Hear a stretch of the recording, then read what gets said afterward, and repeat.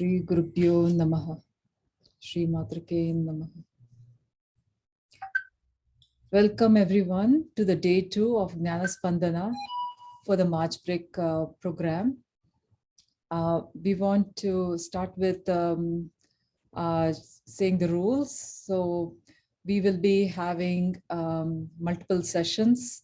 The first one starting from Nanda Auntie on the social media benefits and the risks, followed by Dr. Bhagya Kiran, who will be talking about the natural remedies, home remedies. We will have a game coming after that. So it will be very exciting. The game will be conducted by Pratibha Auntie. We will have a break and then we will have case studies, followed by resilience, a talk by resilience by myself. We want to let you all know that you all will be muted during the sessions, but when we have the case studies or other interactive activities like the games, we are going to unmute you or ask you to unmute yourself as needed. If you have questions at any time during the talk, please put them on the chat. We will keep watching on the chat, and when it is a good time, we are going to answer your questions. I also want to bring to your attention that we have a very fantastic panel discussion coming up with 6 of our own participants, which we are looking forward to, and they have prepared themselves and they are very excited to share their information with you all, and the panel discussion is something that you don't want to miss at all. It's really very wonderful program. So without further ado, let me introduce Nanda Venkat, who is also my co-organizer and program coordinator for this Jnana Spandana program. Nanda Venkat is passionate about community initiatives. Nanda has served at Kannada Sangha Toronto as part of the executive team, has participated and conducted the arts program and cultural performances. Nanda is a mathematics and English instructor at Kumon Learning Center at Milton. She has over 20 years of teaching experience across multiple disciplines. Nanda is passionate about educating and inspiring the young leaders of tomorrow. In her free time, Nanda involves herself in cooking, art, learning music, and leading a yoga session for ladies in the community. So let us welcome Nanda to the session, and let me start screen sharing. Shri Gurubhyo Namaha. Thank you, Panaga, for the wonderful descriptive introduction about me. Very good morning to all of you, and welcome to day 2 of Jnana Spandana March Break Youth Empowerment Program. I am in much confidence that most of you or all of you might have been very happy and content with the different items or programs that went very well successfully yesterday with all your cooperation and participation actively. We do expect the same thing today or even more than yesterday from you all. So let me start my topic, though it is something that you have heard of, you have been on and you have been using. Nothing new, but a few aspects might be bothering parents with regard to getting their kids access to social media, and few things might be still not so clear to the young users, because most of you who are starting high school, it's the stage where you are getting a new phone, maybe a new device, or access or permission from the parents to get onto a social network. A very brand new user of Facebook, maybe some of you at least, right? Or some of you might have been using that since a year or year and a half, something like that. So let me go through briefly the benefits and risk of social media, and how safe and helpful is social media for our young users. What is social media? Social media is a phenomenon that has changed the whole world. In just past 10 years, social media has changed the way people interact, the businesses operate, and even how governments structure their communication. Let's begin by defining social media. Social media refers to online platforms where people can chat, create posts, and post the videos and pictures and share their thoughts and ideas with others. The most common social media platforms now are Instagram, which is an image sharing platform, Snapchat, which is a picture messaging app, TikTok, which I'm sure you all have seen the viral videos going back and forth everywhere in a very quick manner, is a video sharing platform. Facebook combines all the different types of apps, while WhatsApp and Messenger are, like the names themselves suggest, messaging apps. LinkedIn has professional profiles and details shared, and Twitter connects celebrities and authorities with the general public through their tweets. Some of you might already have been using some of these that just now I listed, maybe Instagram or Facebook accounts. This is normally the time many of you feel the urge to join more and more social networks online. Today's presentation will discuss benefits and areas of caution for new users who are yet to discover various apps. Let's take a look at the benefits of social media.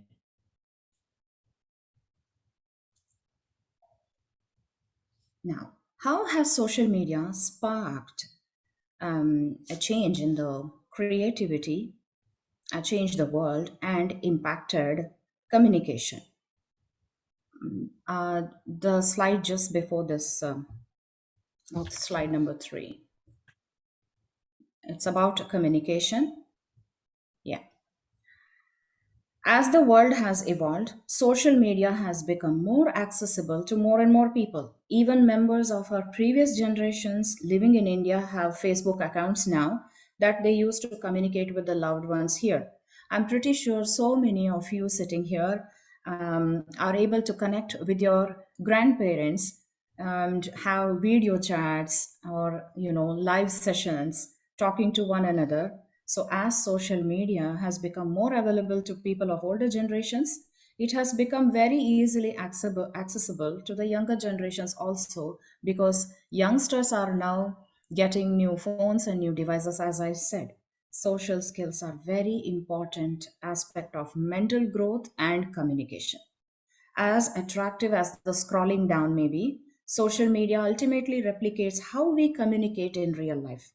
Communicating and not only starting relationships with friends, but building them online is the key, and the social media is a great catalyst for such friendships. Students or youth can bond with their friends, make new friends, engage in discussions pertaining to their school activities as well, and general friendship building without any physical barrier challenges like recent COVID 19 restrictions, which were imposed and then we have witnessed in the past 2 years. Social media helps people with shyness, those who have some issues like stammering, those who are having hindrance to face people or timidness and find only comfort in communicating and expressing their talent and their skills and ideas better online than in person. It is definitely going to benefit them. Okay. Next, social media has sparked creativity. That's another benefit, and affected access information. Social media is a great platform to be more creative and improvise your own hobbies. Whether it is photographs or cool videos, social media presents a great opportunity for all the youth to develop their artistic skills and paint their accounts with art forms and several types of designs, technically ahead, graphical ones, and even the simple art projects. Just the way they could paint on a plain canvas. They can create also blogs, travelogues to share their experiences of travel, or just short stories or their poems, and enrich their articulateness in writing and proficiency in whatever language that they communicate, English, French, German, for the examples. They can build amazing websites, specifically designed for a particular subject, and that can become very popular and take them to heights of popularity and give them a lot of good name. So much is happening around us and all over the world every day that receiving an updated news on a daily basis is something that we all require to be in the know. So, to be in the know is to be well informed. So, sure, we can pick up also a newspaper or watch news on television, but it is always easier with social media right in your hands. While it is definitely important to know who posted the news, how authentic it is, and what the purpose is, ultimately, this is the best way to learn about world events and current affairs. Social media has one more advantage, that is the next up. So this builds connections and help businesses.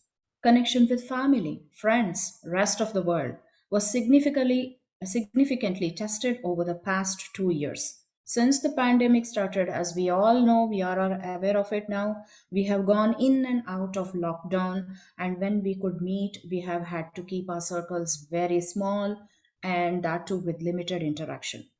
Social media, whereas via YouTube videos and thousands of programs held live on Facebook, made us able to watch our own performances or even family members' performances or your friends or the famous personalities giving programs just by being homebound during those times.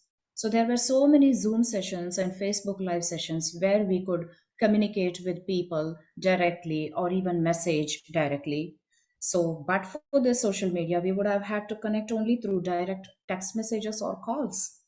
This is a great way to build communities with people who have similar interests, whether it's a topic being a hobby, pastime, educational, professional, or informational in nature. Being a part of the community is always beneficial. To, so, from a social point of view, educational, and mental standpoint. Finally, because of the use of social media, businesses have turned their focus towards these platforms. Employers consider a candidate's presence in social media to assess their interaction with peers and their social responsibilities. In addition, impacts and achievements shared on social media will be considered and viewed by different companies. Due to the demand and common practice of viewing social media, LinkedIn has grown in popularity these years. Companies, especially during COVID, where there was no personal contact, valued one's presence on LinkedIn. At the same time, if you are able to make a positive impact on other social media apps, you will have a higher chance of being considered for positions as media presence indicates strong communication skills. Now, so much so about all the benefits. Is it all good things about social media? Then why parents fear so much? Why people are also scared? Yes, as great as social media is, there are few things young boys and girls especially must know before being involved in all these applications. Social media is so vast with boundless opportunities to get exposed to various good things, good people also, different types of people, ideas, and content. Is this good? Is this bad? Well, the answer is both. With vast exposure, there could be harmful experiences too. Whether it is dangerous people or dangerous and harmful content, users must know how to stay safe. Most parents are apprehensive when it comes to granting permission to their children to start using social media. But one thing I must say, we don't stop learning how to ride a bicycle just because we fell couple times, scraped our knees. We don't quit swimming because we just gulped in some water inside while hitting our legs in the water and treading. We don't stop cooking because of a knife cut on our fingers while chopping the vegetables. Just like that, we need to understand the benefits of social media while also realizing what risks are there and how to stay careful. So, what are the risks? Cyberbullying and invasion of privacy. This is a big issue that has caused a serious impact on the mental status of young users of social media. Naturally, we as parents don't want our children to be catfished by a stranger. What does this mean? This means someone creating a fake profile to hack others' accounts and cause trouble to others, especially the youngsters. Cyber predators, they are called. So they develop friendships to trap and groom the youth. Innocent people, youth are generally innocent, so they fall easily for these predators. And the effect of cyberbullying hence includes mental health issues, increased stress, anxiety, depression, feeling of doing something wrong, acting out violently, or even low self-esteem. Hackers easily victimize the younger generations, cause distress by sending inappropriate messages, pictures, or videos. They might even bully the victims to indulge in dangerous and unacceptable actions and threaten them to follow their instructions. Furthermore, hackers could misuse or seize their saved informative data, which is definitely direct invasion of their privacy. Identity theft, sleep deprivation, these are also some of the risks. Imposters who rob the social media account can pose as the user himself or herself and indulge in undesired or disruptive acts which could bring a bad name to the young user and hamper one's self confidence. Many parents worry that their kids might lose their peace and sleep once hooked upon to social media because social media is very addictive, and especially the games and some of the websites, which we all know. This may end up in lower grades in school, poor performance in activities, lack of focus, anxiety, depression. Next is false marketing. See, young kids might not be able to see through the deceptive marketing tactics and fake posts and advertisements as much as adults can understand. Sometimes even adults can get fooled. That is there. The advertisements and content portrayed on social media so well are often not realistic. Believing that everything seen is true leads to misconceptions about the real world. Youth might fall for lucrative ads and end up signing up for some ads and buying something, and then that might lead to low esteem or being feeling cheated. Then what to do? What's the solution? Yes. Do we go for the use or no? We use, as I said, but understanding these risks, keeping them in mind, and trying some tips or the steps that could allow all young users to use the social media but safely. Let's have a look at the tips. Accept, follow requests only from people you know. Do not respond to any messages from people you don't know. Never cultivate friendship with unknown people, however attractive they might seem to be or their messages seem to be. Never share passwords or any personal details in a hurry. Stay aware and alert and learn about privacy settings within the apps. Each app, when you download, do understand the settings in the app. So go through the privacy settings and very carefully enter the details only that you want to be shared and keep your privacy intact.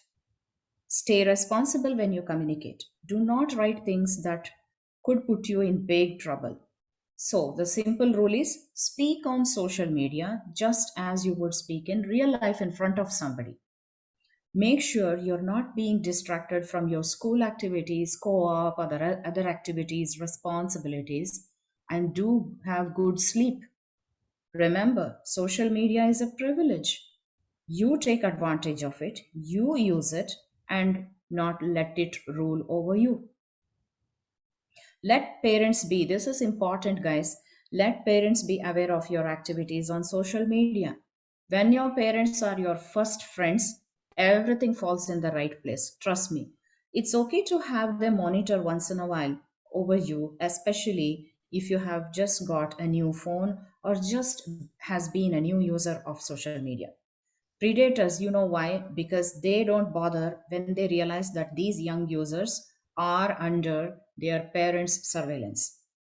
It is always better to share pictures of your vacation and far places visits that you visit after only after you return home. That is always safe because it will clearly indicate that you're away. Never fill up any form using social media ads because you may end up being cheated. Always think before you click. Is it true? Is it helpful? Is it inclusive? Is it necessary? Is it kind? Finally, is it safe? Make the best usage of your devices by channelizing the purpose of using social media. Let us be cautious, creative, use social media for sure, but efficiently for our betterment and success. So that's all, guys, for today that I got to share. Thank you for listening to me and good luck. Thank you very much, Nanda, for the wonderful introduction on how to use social media for our benefits and watch out for the risks. That was very informative, and I hope the participants learned something very important for them to follow, to take back when they go back to their own lives. Yeah, I hope so. And even I urge on the parents also to go through both plus and minus, pros and cons, and just take care of all the precautionary steps while youngsters use social media. Absolutely. Thank you. Thanks, everyone. Thank you, Nanda. I would welcome you guys to stay on the camera. So it's kind of nice when we are talking to you if we can see the faces. So we would like to see your faces in the morning. That's very nice. Thank you. So the next program coming up is about Ayurvedic and natural home remedies. And this is presented to us by Vaidya Dr. Bhagya Kiran. And she is going to introduce to us on the Ayurvedic natural home remedies.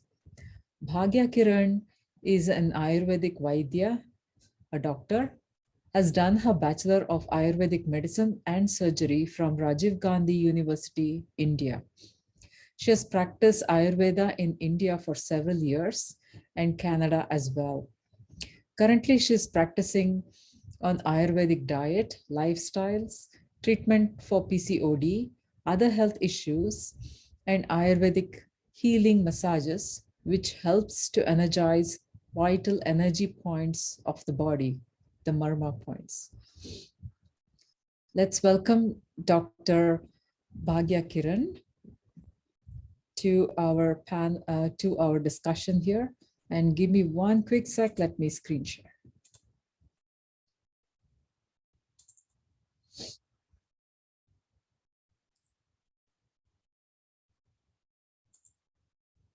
Hello, Namaskar. I'm Vaidya Bhagya. Oh, sorry. The volume isn't coming.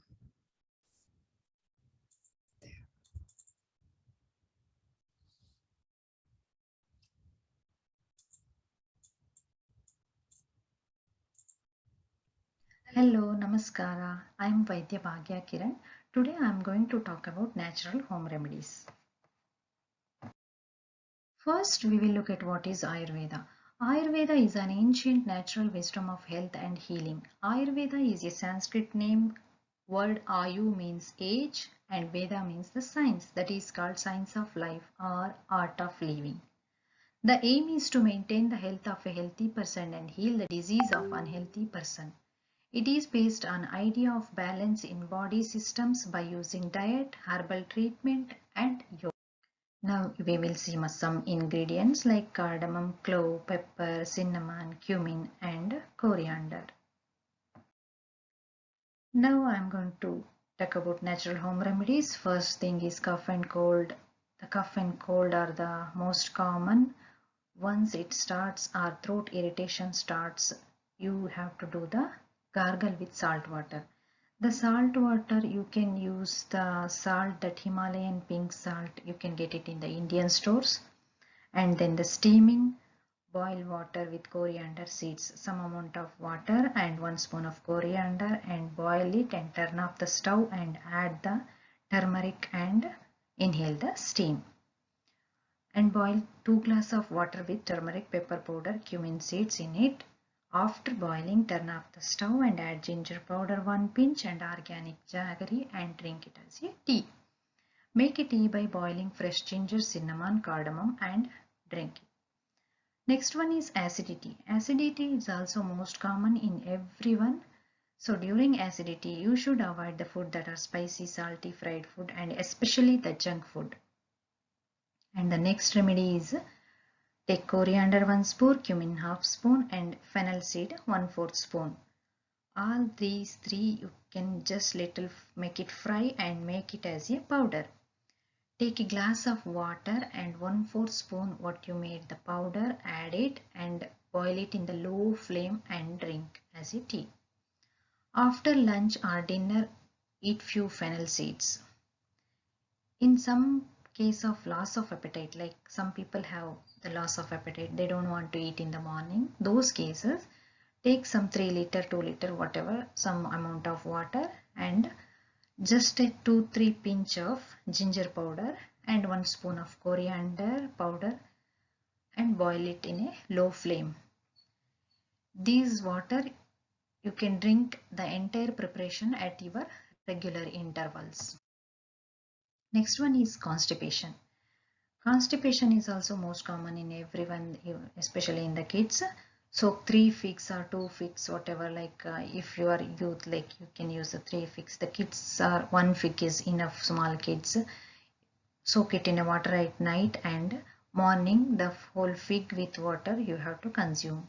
Same way you can do the 4 to 5 raisins, soak in the overnight and consume it in the morning. Eat prunes and pear, these will be best for constipation. Apple, you should peel the apple and then you can eat. Avoid eating dry fruits. Dry fruits will make more constipation. Whoever having the constipation, please avoid the dry fruits. At night, take 1 spoon of flax seeds and boil it in a water for 2 to 3 minutes. Consume it along with the seeds. Regular exercise like Surya Namaskara and Vajrasana are the best yogas. Next one is acne or pimples. Same like during pimples, you should avoid the spicy, salty, fried food and fermented food and citrus fruits. If you have dandruff, maybe that is also one of the cause for pimples, so please clear the dandruff. Make tea by boiling cumin, coriander and fennel seeds. Apply papaya paste on face for 20 minutes. Eat sprouted methi or fenugreek seeds twice weekly. You can soak half a spoon of fenugreek seeds at night and morning you can consume the water and the seeds. This is only for 2 times in a week. That is enough. Avoid 3 whites like maida, sugar, salt. Take green moong dal and little bit fry it and make it as a powder and use it as a scrub at night every day. Dandruff. Dandruff is also most common. Usually dandruff caused by the fungal infection. So neem oil and neem leaves are the best medicine.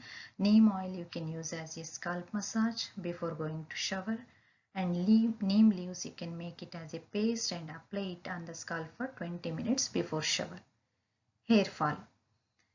Hair fall you can massage the scalp 2 to 3 times a week to increase the circulation. The circulation increases, it will make the hair stronger.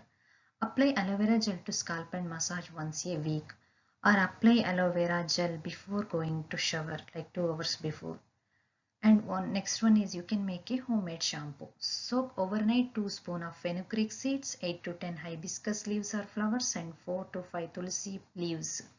Hibiscus leaves and flowers you can get it during summer and just you can dry it in the sun and save it for like winter. Every time you can use it. And these three things make it as a thick paste. The fenugreek will give the thickness to the shampoo and use it as a shampoo for hair wash. Use sesame seeds in your cooking. Sesame gives you a magnesium and calcium to make hair stronger. Do yoga every day. Eating healthy food is also important. Eye care. Eye care is very important because all are using most of the times computer, phones, everything. So every night just before going to bed, apply oil or ghee to soles on your feet. Ghee is the best one in Ayurveda. If you don't like to apply ghee, you can use the oil. Do head massage once a week. You can use coconut oil to the massage. In the morning, fill your mouth with water and keep it for 2 to 3 minutes without swallowing. This will be a good for your eyes. For strained eyes, take a cotton ball and dip it in a milk and rub around the eye at night before going to bed. Or like just warm water you can take and dip the cotton and just rub it around the eyes. Stress and anger. Stress and anger. In this condition also you should avoid hot, spicy food, fermented food and citrus fruits and sour fruits. Oil massage to head and body and steam baths are very good. Oil massage at least weekly once for head and body, and if it is possible you can take a steam, otherwise it is okay. Every night apply oil on soles and feet and scalp too before going to bed. This is helpful for stress, anger, even though eye care also. Perform breathing exercise like pranayama regularly. Perform yogasana daily, at least 2 rounds of Surya Namaskara in the morning. 2 rounds of Surya Namaskara for every kids in the morning. It is very good for their freshness, everything. Make tea by boiling cumin, fennel and sandalwood powder. These are some home remedies that we can prepare easily from our kitchen ingredients. Thank you Pannaga for giving me a big opportunity here. Thank you Parambat and thank you SVBF. Thank you all.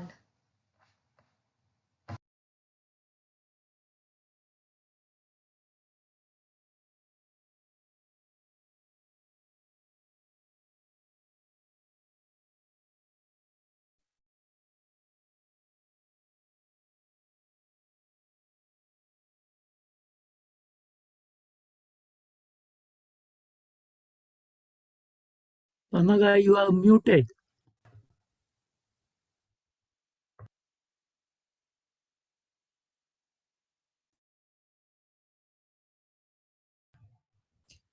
Sorry. Thank you very much, Dr. Vaidya Bhagya Kiran, for the natural home remedies on Ayurveda. Hope the kids learned something new that they can try on their own in their own homes. Thank you. Without further ado, let us welcome Auntie. Let us welcome Pratibha Auntie. Pratibha Hampapur is an active volunteer for a number of years in SVBF.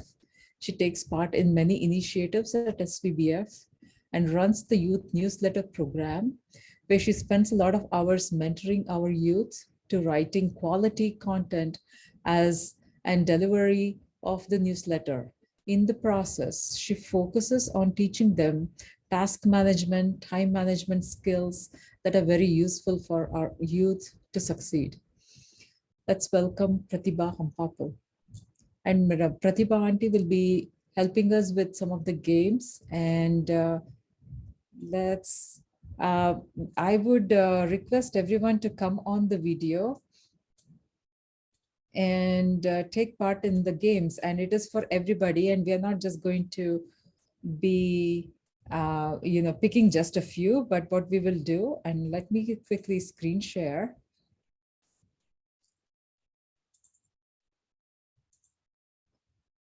Okay, that is, you guys see my screen now. So what we will do is we will pick a name by spinning the wheel. And once we know whose name it is, then Auntie will read out the question and you are going to answer the question as per what we see on the slide. Okay, so over to Pratibha. Thank you, Panaga. Good morning, everyone. How are you all feeling today? Good. Everybody's muted. Okay. Yeah. See, it will be really nice if we can make it interactive, and if all of you can turn on your video and unmute. Let's try to make it interactive because it's something fun. It's Friday, so Friday is a fun day. So as Panaganti mentioned, I think you all know a bit more about me now, but I was one of, just like you, a few years ago or many years ago, who reaped the benefit of our, Sringeri temple and also our Guru Parampara. So I am very grateful for who I am today, for our Guru Parampara and everything I have learned being part of the temple.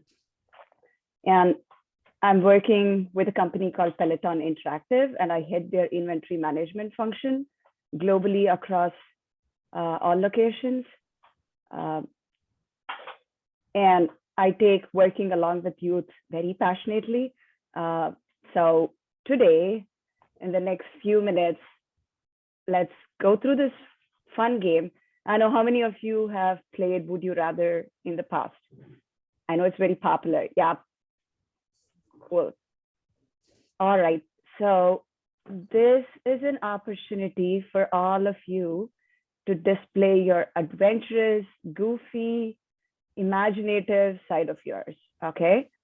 And my only request is keep your video on so we can see your expressions, and let's all of us have fun. Each of you will get 45 seconds to answer your question and explain why. Does anyone have any questions on how to play this game? Cool. Just for the benefit of everyone, I'm going to say that there's a question that comes up, and it would be something like, would you rather be able to talk to animals or read people's mind, for example? And then you get 45 seconds. And in that span of time, you need to think and, express your choice, and also a short answer about why, you would rather be whatever your choice is. Cool. With that, I think, Panaga, we can spin the wheel, sorry.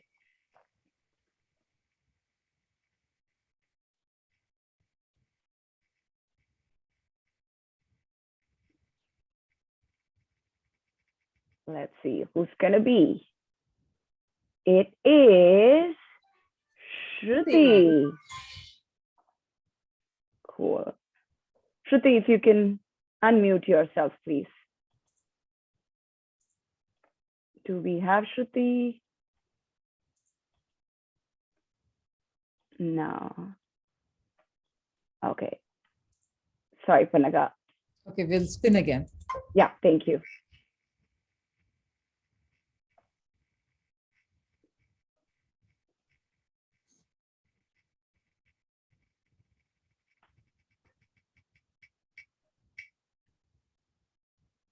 It is Pramit. Yay. Hello. Hey, Pramit.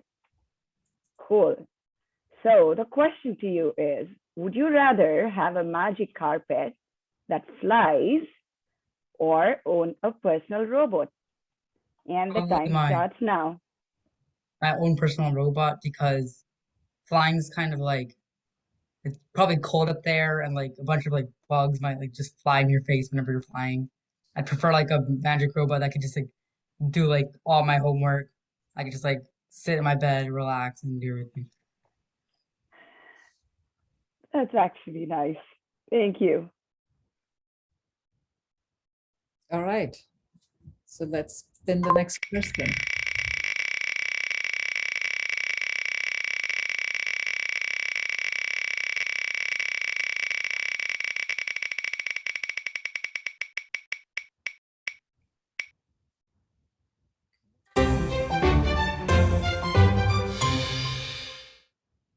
Manish.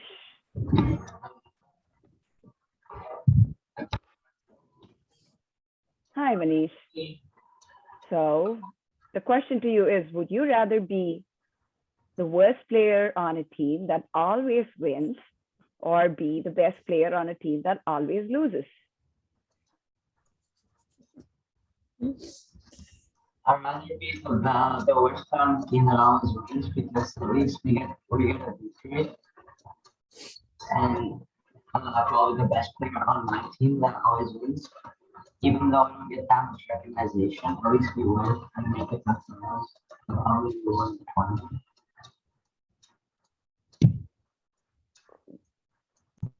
Thank you, Manish. I know I had some trouble with the audio, but thank you.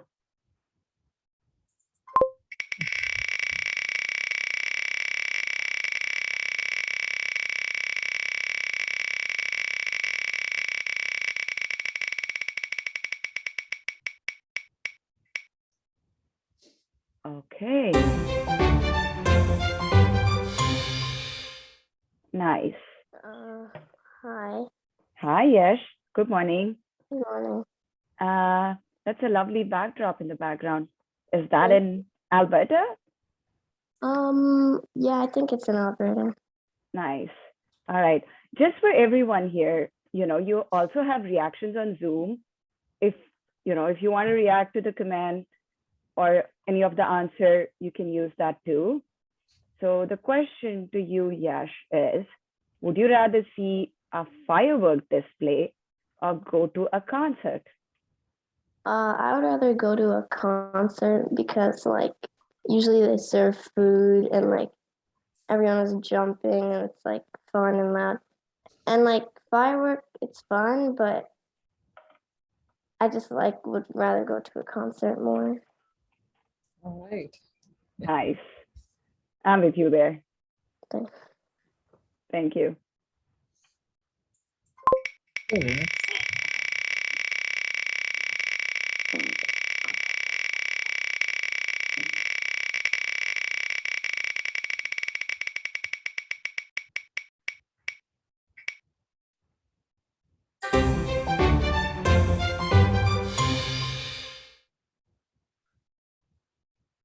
Cool. I like this question. Pavitra. Yeah. Hi, morning. Hello. Would you rather go on an adventure with Moana or live in the jungle with Mowgli? I would rather live in a jungle with Mowgli. Oh, That's nice. And any reason you chose to live in a jungle with Mowgli instead of Moana that you want to share? Because they're different animals in the jungle. So I can play with the animals. Cool. Thank you. Thank you.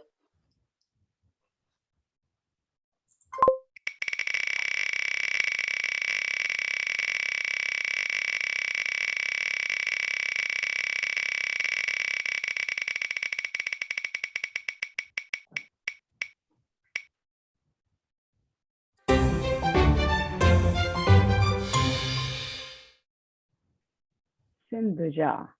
Hello. Morning. Good morning. Nice one. Would you rather fly a kite or ride on a scooter? I've already ridden on a scooter before, so I'd like to try flying a kite since it's a new experience. Nice. Okay. So the season's almost here to fly a kite. yeah. Goa, what kind of scooter have you? It's like the two-wheeled A ones. two-wheel. Okay. Yeah. Nice.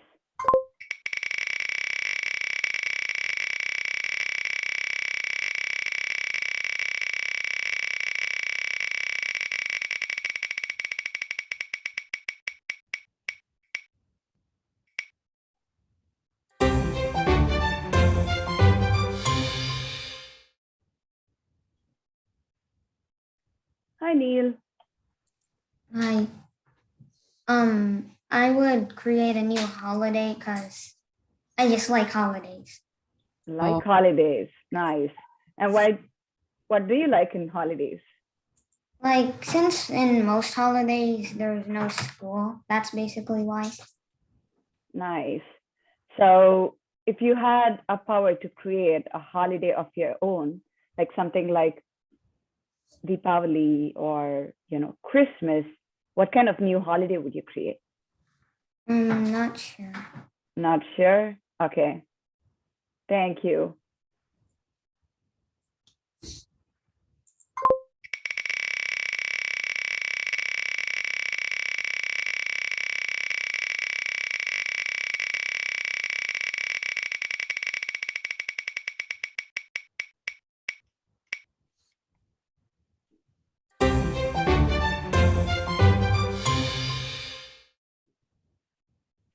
Anirudh Gurur.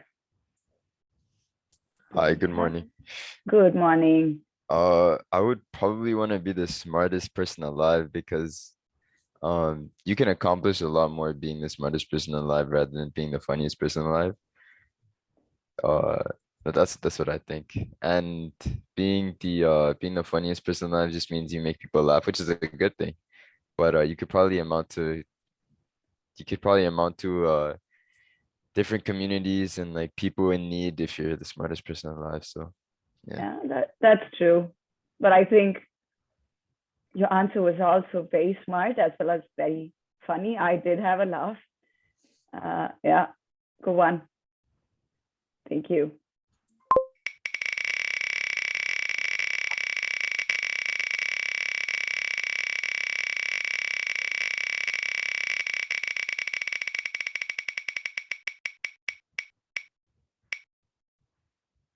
Whom do we have? Ananya. Are you on? Hi, morning. Hello. I think so. Should I just say? No, I just wanted to ask a question. Okay, looks like you've read the question. So, what would you rather be? A teleport straight into a video game, or straight into your favorite TV show? I don't know what TV show I would do, but probably favorite TV show since I don't really play video games. So okay, yeah. What's your favorite TV show in that case, Ananya? On the Netflix Superstore, but in that show, they work in a superstore, so I don't know if that would be where I want to teleport, but probably into my favorite TV show. Yeah, that's a good one. It's a good TV show. Yeah.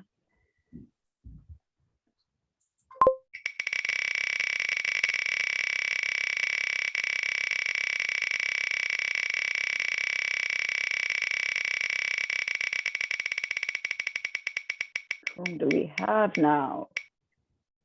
So it is Aditya Pai. Hey, Aditya. You there? Hi. Good morning. Good morning. What will you be? A famous actor or a famous singer? Remember, whatever you choose, you have to do that. I don't know because both of these options seem pretty bad, but probably Want to skip this question? Singer more, possibly. Singer. Probably a singer more. No, actor, because they make more money. So that seems like the better option. Okay. Thank you.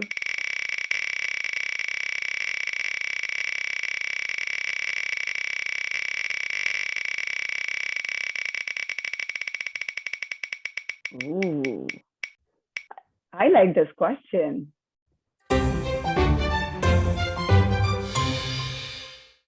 Yes. Have you read these books? Do we have Vyas here? Do we have Vyas? Maybe we should turn again. Yeah, I'll keep the question. It's a nice question. Yeah. Yeah.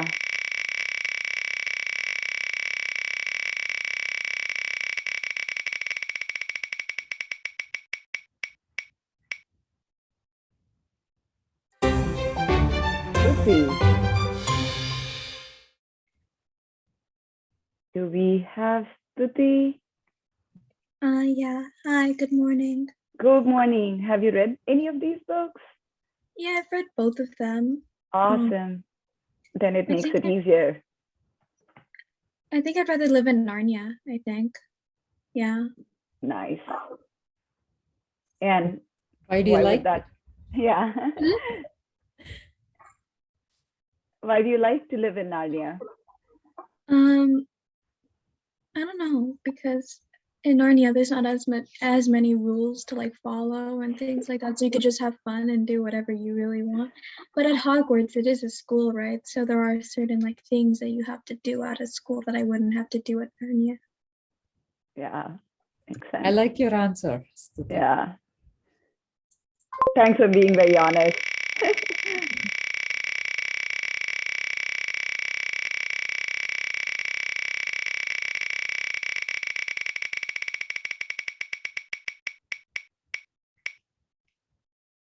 What do we have? Navya. Yeah, I got this question many times before, and I think it honestly depends because sometimes I'd rather fly, like because of COVID and all the mess like the world is in, like I'd rather fly because I'd be able to go anywhere. But then again, like being invisible also seems cool because you can scare people, out of nowhere. But right now, I think I would just like be able to fly. Yeah. I remember when I was in university, I tried paragliding and I enjoyed it so much. It was such a beautiful experience. And the view from the top, the whole experience was super fun. Yeah, but sometimes it's nice to be invisible and be a bit spooky. Yeah. Thank you.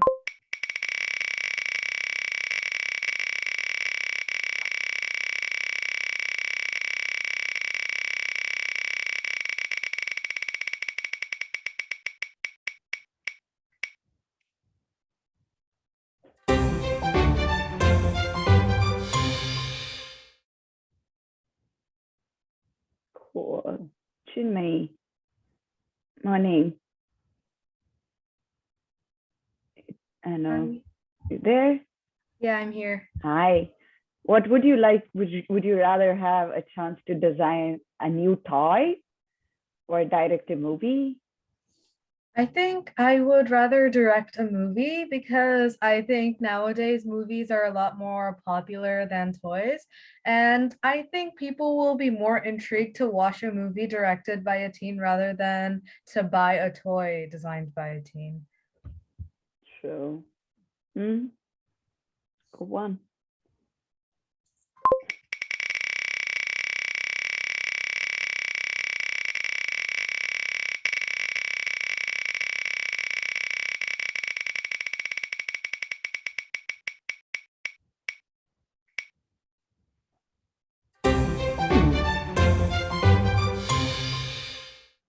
Hi, Varsha. Hi, How are you? I'm good. Good. I know it's a nice question. Would you rather be able to control the weather or have the ability to talk to animals? I would want to control the weather because that sometimes it would be very convenient. Yeah, true. It's a deep question. Have you watched Encanto? Have I watched what? The movie Encanto? No. No? It's a cool movie. I don't know if you get a chance to watch. It's on Disney. So there, one of the kid has an ability to talk to animals. I never thought talking to animals. But yeah, maybe in the current scenario, controlling the weather with all that's happening with global warming and stuff, an ability to control weather would be cool. Thank you. I know, Panaga, how we are doing on time. If we have some more time. Yeah, let's finish.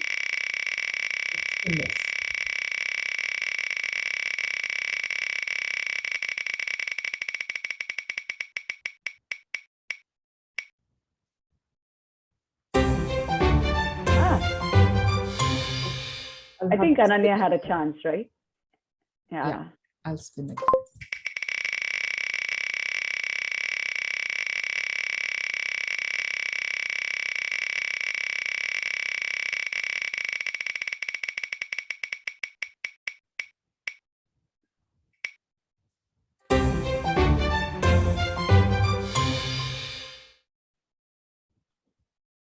Hi, Bhavya.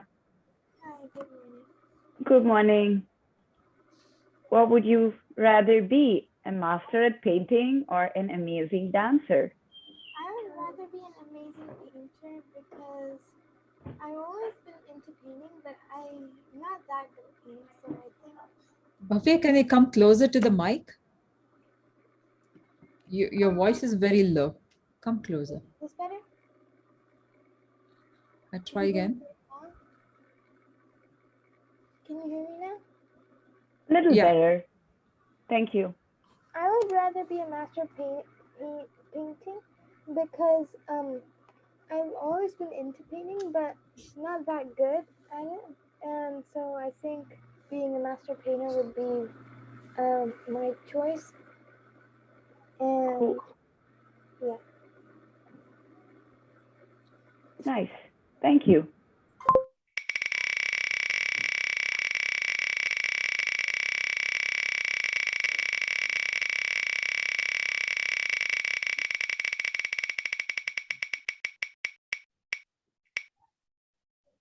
Who gets this question?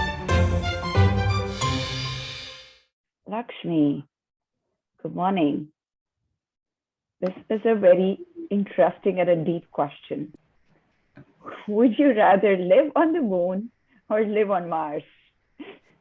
I don't really know, but I think I would rather live on the moon because it's closer to Earth and I can come visit whenever I want. Yeah. And people have been there. And there's no strange creatures like aliens that you are unaware of. So yeah, good one.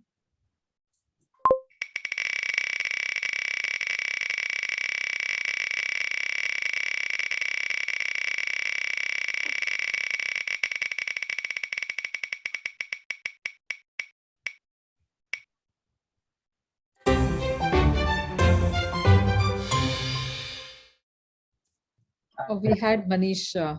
Correct. We took a turn.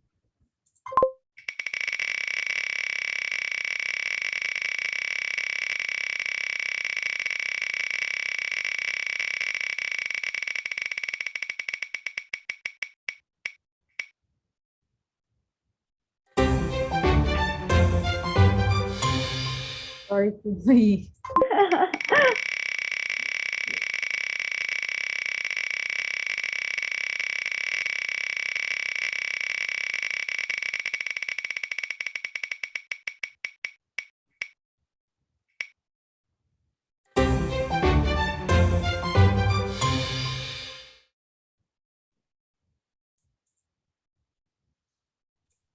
Hello. Hi, Mantesh. Yeah, hello. I Morning. think I would rather be in a movie because like if I had a favorite celebrity like who's a movie star, maybe like I could be in the movie and like meet my favorite celebrity. So like if I have the chance to be in a movie, I would rather be in a movie than meet the Nice. celebrity. Good one. Who is your favorite celebrity? I have a lot, but I probably think Kevin Hart would be my favorite one because he's very funny and just like, you know. Yeah, nice. And what kind of movie would you be? I don't know, maybe like a super funny movie or like a super like, you know, maybe like investigation or something. I don't know, not sure. Oh, Like nice. any movie that's good. Nice. Thank you. That was a smart choice. So you aim two in one. By being in a movie, you get to meet your favorite celebrity as well as be in a movie. Yeah. Cool. Yeah.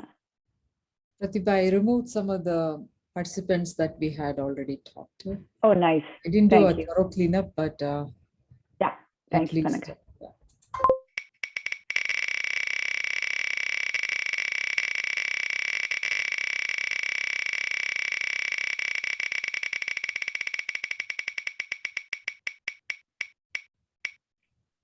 Who is the adventure person here? Hi, Abhishek. Hi. Are you into any of the adventure sports? Sorry? Are you being on a roller coaster or skydiving? Would you rather go on a roller coaster or go skydiving? I'd rather go skydiving because I've already been on a roller coaster, and skydiving is something I've wanted to do for a long time now. And I think skydiving is just cool just to get a nice bird's eye view, and I think it'll be really cool to do that. Yeah, the feeling of free falling is wonderful in skydiving, but I've never been on a roller coaster. Somehow I'm very petrified by the fact of going on a roller coaster. But skydiving, yeah, that definitely would be nice. Nice. We have another about 5 minutes. Thank you, Panaga.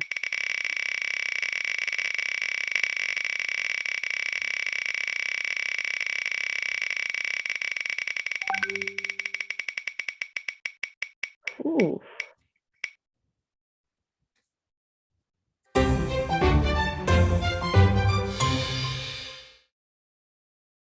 Hi, Samit. Do we have you? Not sure. Yeah. Samit, okay, go. Can you talk louder, Samit?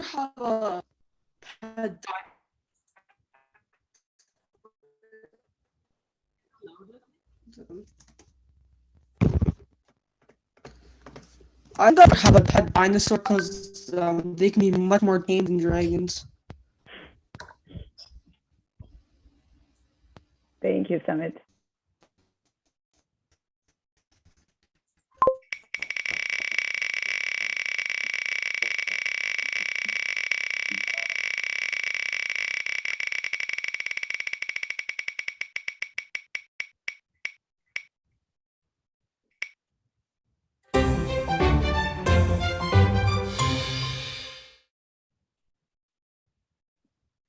Hi, Divya.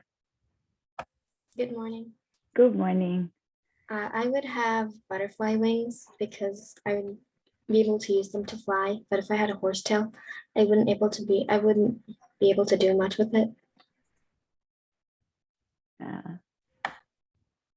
Thank you.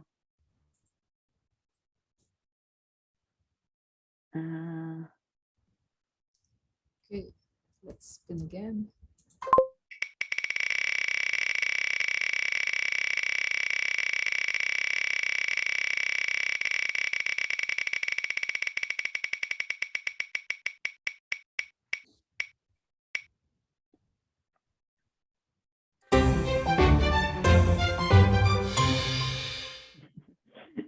Sorry, maybe about this question.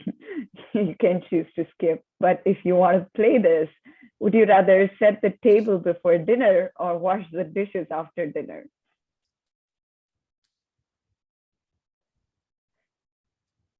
Do we have Nidhi on the call? No. Whoever gets this question next.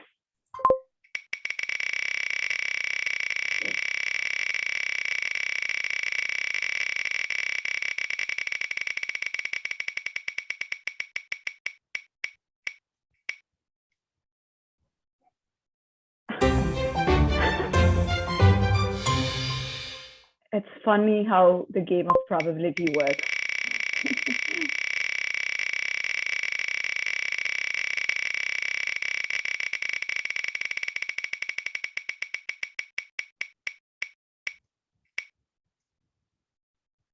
Okay.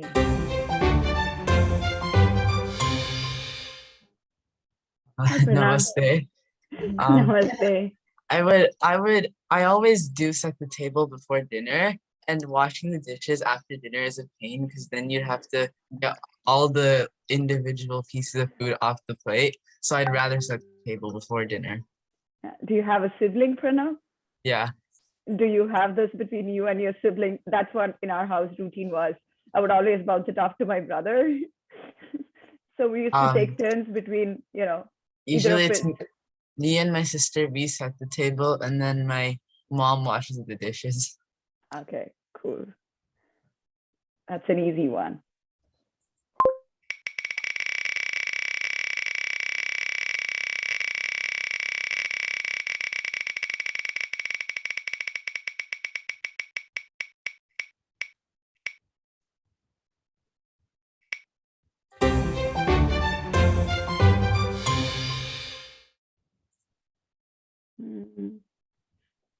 Do we have Pranati?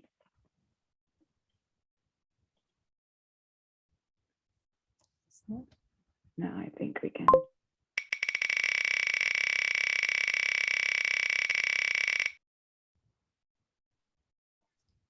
Oops. Did you get stuck?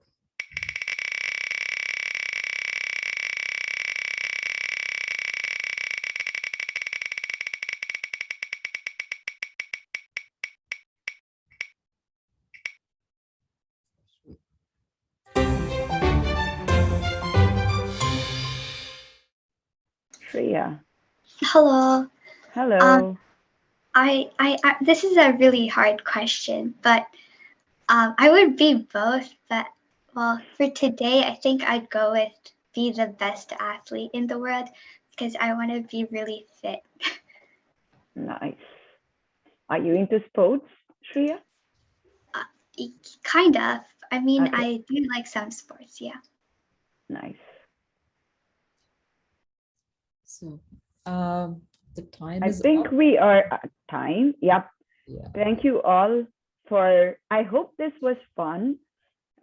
Please do share your feedback, what you think about this with, on the group later.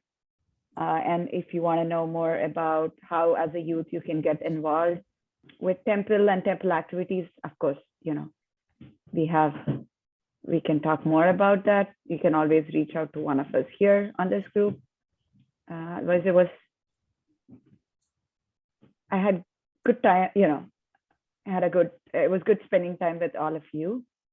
And thank you, Panaga, Nanda, and Paramankar for giving me this opportunity to be part of the youth group that I always enjoy being with. I'm very grateful. Thanks, Panaga. Thank you very Bye, much, Nanda. Pratibha, Bye, all. for organizing and coordinating this nice game for the youth. Yep. Let's now welcome the youth panel discussion. The panelists. The moderator will be Nanda Venkat. So over to Nanda, and Nanda will introduce all the panelists. Over to you, Nanda. All right, so I hope everyone had some freshening up with the games. I know a few were left out in the end who didn't get chance. No worries, it's fine. So to begin with the panel discussion, this is a very interesting program where these panelists are amongst you, the participants. They had participated in an essay contest and they have written wonderfully in the essay, which is Youth's Perspective of Hindu Way of Life in Canada. All these essays were actually written very well by these amazing youth, and it was really hard for the judges to decide which one to be taken as the best or which points are really good or better over the other. Based on this topic now, we have a few questions here. Today, I'm going to be the moderator, asking these questions, giving the questions to the panelists, and let's see how nicely they wish to share their thoughts and ideas and futuristic thoughts, actually, suggestions, how to adopt Hinduism in our life, being in Canada. Very important points to pick up on, and then many important things to consider and adapt as well. Hopefully it will be useful. I'm very sure of it, actually. Let me introduce all the panelists first before beginning with the question and answer. All of you feel free to type your questions, as said, always in the chat line. Panelists are always here. The session might be done, but even tomorrow they are free to answer the questions, or even later they can always get back to you and we can see that answers reach you. Panaga, I think will highlight and spotlight on the panelists so that everyone can view the panelists. So all panelists, I request you to keep your video on as I introduce one by one. I have pinned panelists, Nanda. Pin the panelists, yes. Okay. Okay. Sindhuja Velanki. So say hi, Sindhuja, or namaste, so that everyone looks at you. Is a grade 10 student studying at William Mackenzie School. She has a strong interest in science. She enjoys Carnatic Sangeetam, plays chess, reads novels, and doing research. She says Sanatana Dharma is an important aspect of life, should be preserved as we progress into the modern era. She is the first prize winner of the essay contest. Actually, give her a big hand by Jnana Parampara group of SVBF, and she is all excited to share her thoughts as a panelist. Tanay Hegde. Hello, Tanay.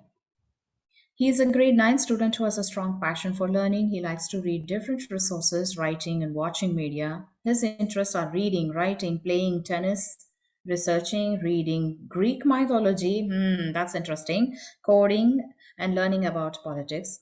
He is also involved in spelling bee contests, international math contests, and he is an active youth volunteer at SVBF Jnana Parampara newsletter.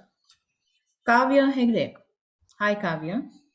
Kavya is a grade 10 student who values our Hindu culture and heritage. Some of her hobbies include taekwondo, dance, piano, mathematics, swimming, and art. At SVBF, Kavya attends bhajan classes, Hanuman Chalisa regularly. She is an active youth volunteer for Jnana Parampara newsletter as well, and involved in many cultural activities, participates in raising funds for breast cancer research. Our next panelist is Shreya Prasanna. Shreya, hi. She is a 14-year-old student who is ambitious to leave her footprint behind by making a huge impact on the world. Kudos, Shreya. She is an ardent learner and loves to learn more about the state of art technologies like AI and BCS.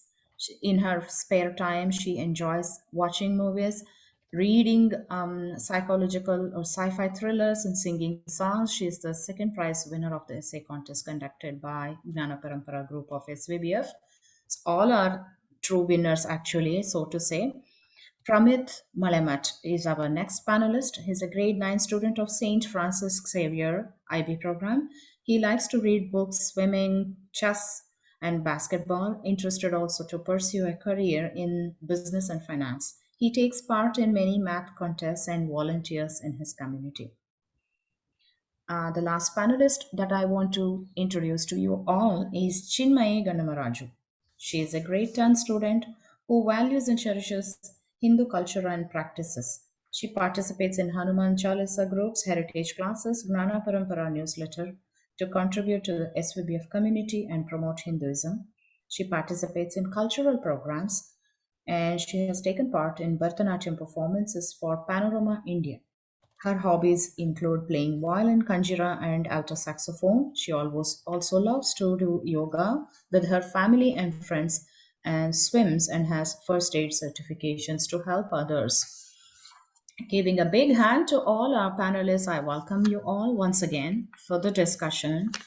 Now, so this is all about how you inspire other participants today, talking about Hindu identity of us youngsters, you youngsters, and Sanatana Dharma in the daily life. To begin with, I would like to ask Sindhuja, how can we incorporate traditions into our daily life? Sindhuja? Hello. So scientists find that practicing meditation, also called Dhyanam, can help teenagers control hormone levels, decrease stress, and increase concentration capabilities. Speaking one's mother tongues frequently at home, rather than wholly relying on English, helps to combine our Hindu background with everyday life. One can improve their knowledge and grasp of their mother tongue along with history by reading traditional texts, watching their film adaptations, and discussing them with family.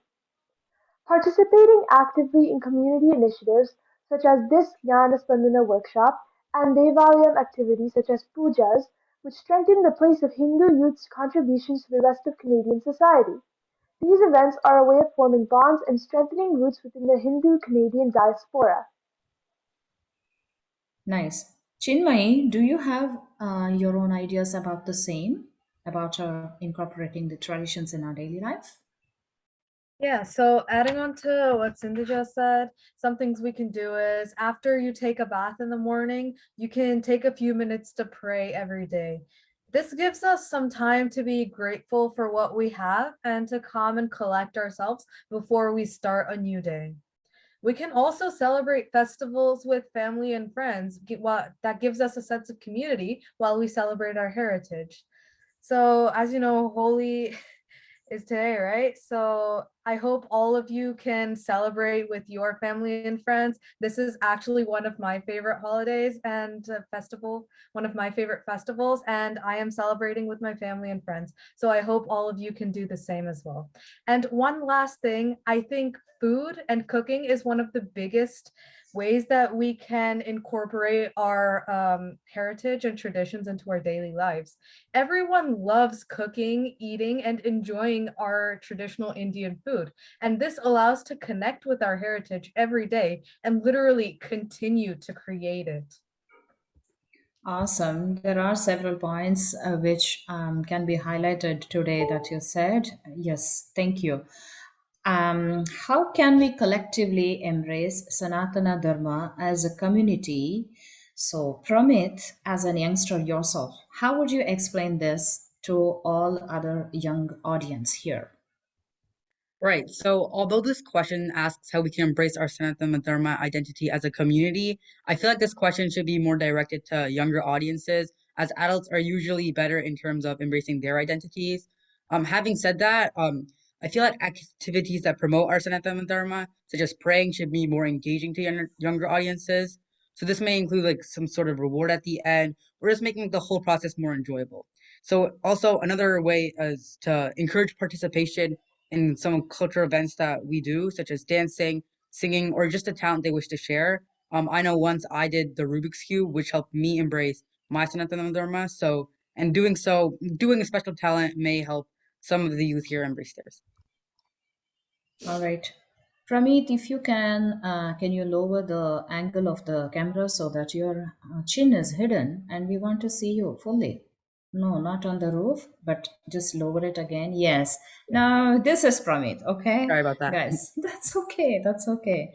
Just to make sure that our panelists are well recognized by everyone. Shreya, what about your say on this question? Okay, so one tip we can all implement is to develop a profound but simple mindset of what Sanatana Dharma is by understanding easy principles brought forward by our modern leaders. So one example that really stands out to me is the famous but unfortunately forgotten visual metaphor presented by Gandhiji's three monkeys. It symbolizes see no evil, hear no evil, and speak no evil. So you might be wondering how the term evil relates to Sanatana Dharma. Well, evil is like poison to our bodies. And when we are constantly exposed to evil, bad thoughts, bad habits, it changes our trajectory of practicing Sanatana Dharma. So therefore, it's really important for us to beat evil once and for all and recognize the fact that evil is bad for us. And instead, we should always be optimistic and adopt a growth mindset. This is just one example, but there are many other cool, interesting ideologies that have been presented by our modern leaders, and I encourage you guys to check it out on your own time. Another tip I would give you guys is to establish a routine together with your family where you can dedicate at least 15 to 30 minutes every day to adopt the practices of Sanatana Dharma. This can include simple things like doing yoga, meditation, pranayama sessions, or just learning how to chant the Vishnu Sahasranama, maybe one sloka every day. And at last, cooking traditional dishes and learning more about the traditional recipes that have been passed on for many generations. And what fascinates me the most is the fact that our ancestors knew the traditional benefits and how to cook it and everything way before scientists today even figured it out. So that's really fascinating, and I encourage you guys to explore and see what fascinates you. Fantastic. So those tips are definitely tips to ponder and learn a lot. Okay. So this question is for you, Kavya. How can we embed the Hindu culture directly into our busy lives? As you all know, we are all very busy with multiple activities, studies, assignments, everything. So we are so occupied. So how do you share your thoughts, please? Yeah, so I believe that our culture contributes a sense of comfort, belonging to ourselves and our daily lives. It brings out our families together, enables people to reconnect with friends. So I suggest the best way to embed your Hindu culture directly into your daily lives is to get closer to your family, especially your parents, who would probably have the most knowledge in culture and required in our culture. Some specific examples would be go to your kitchen when your amma and abba are cooking some traditional dishes like anna saru or making chapati.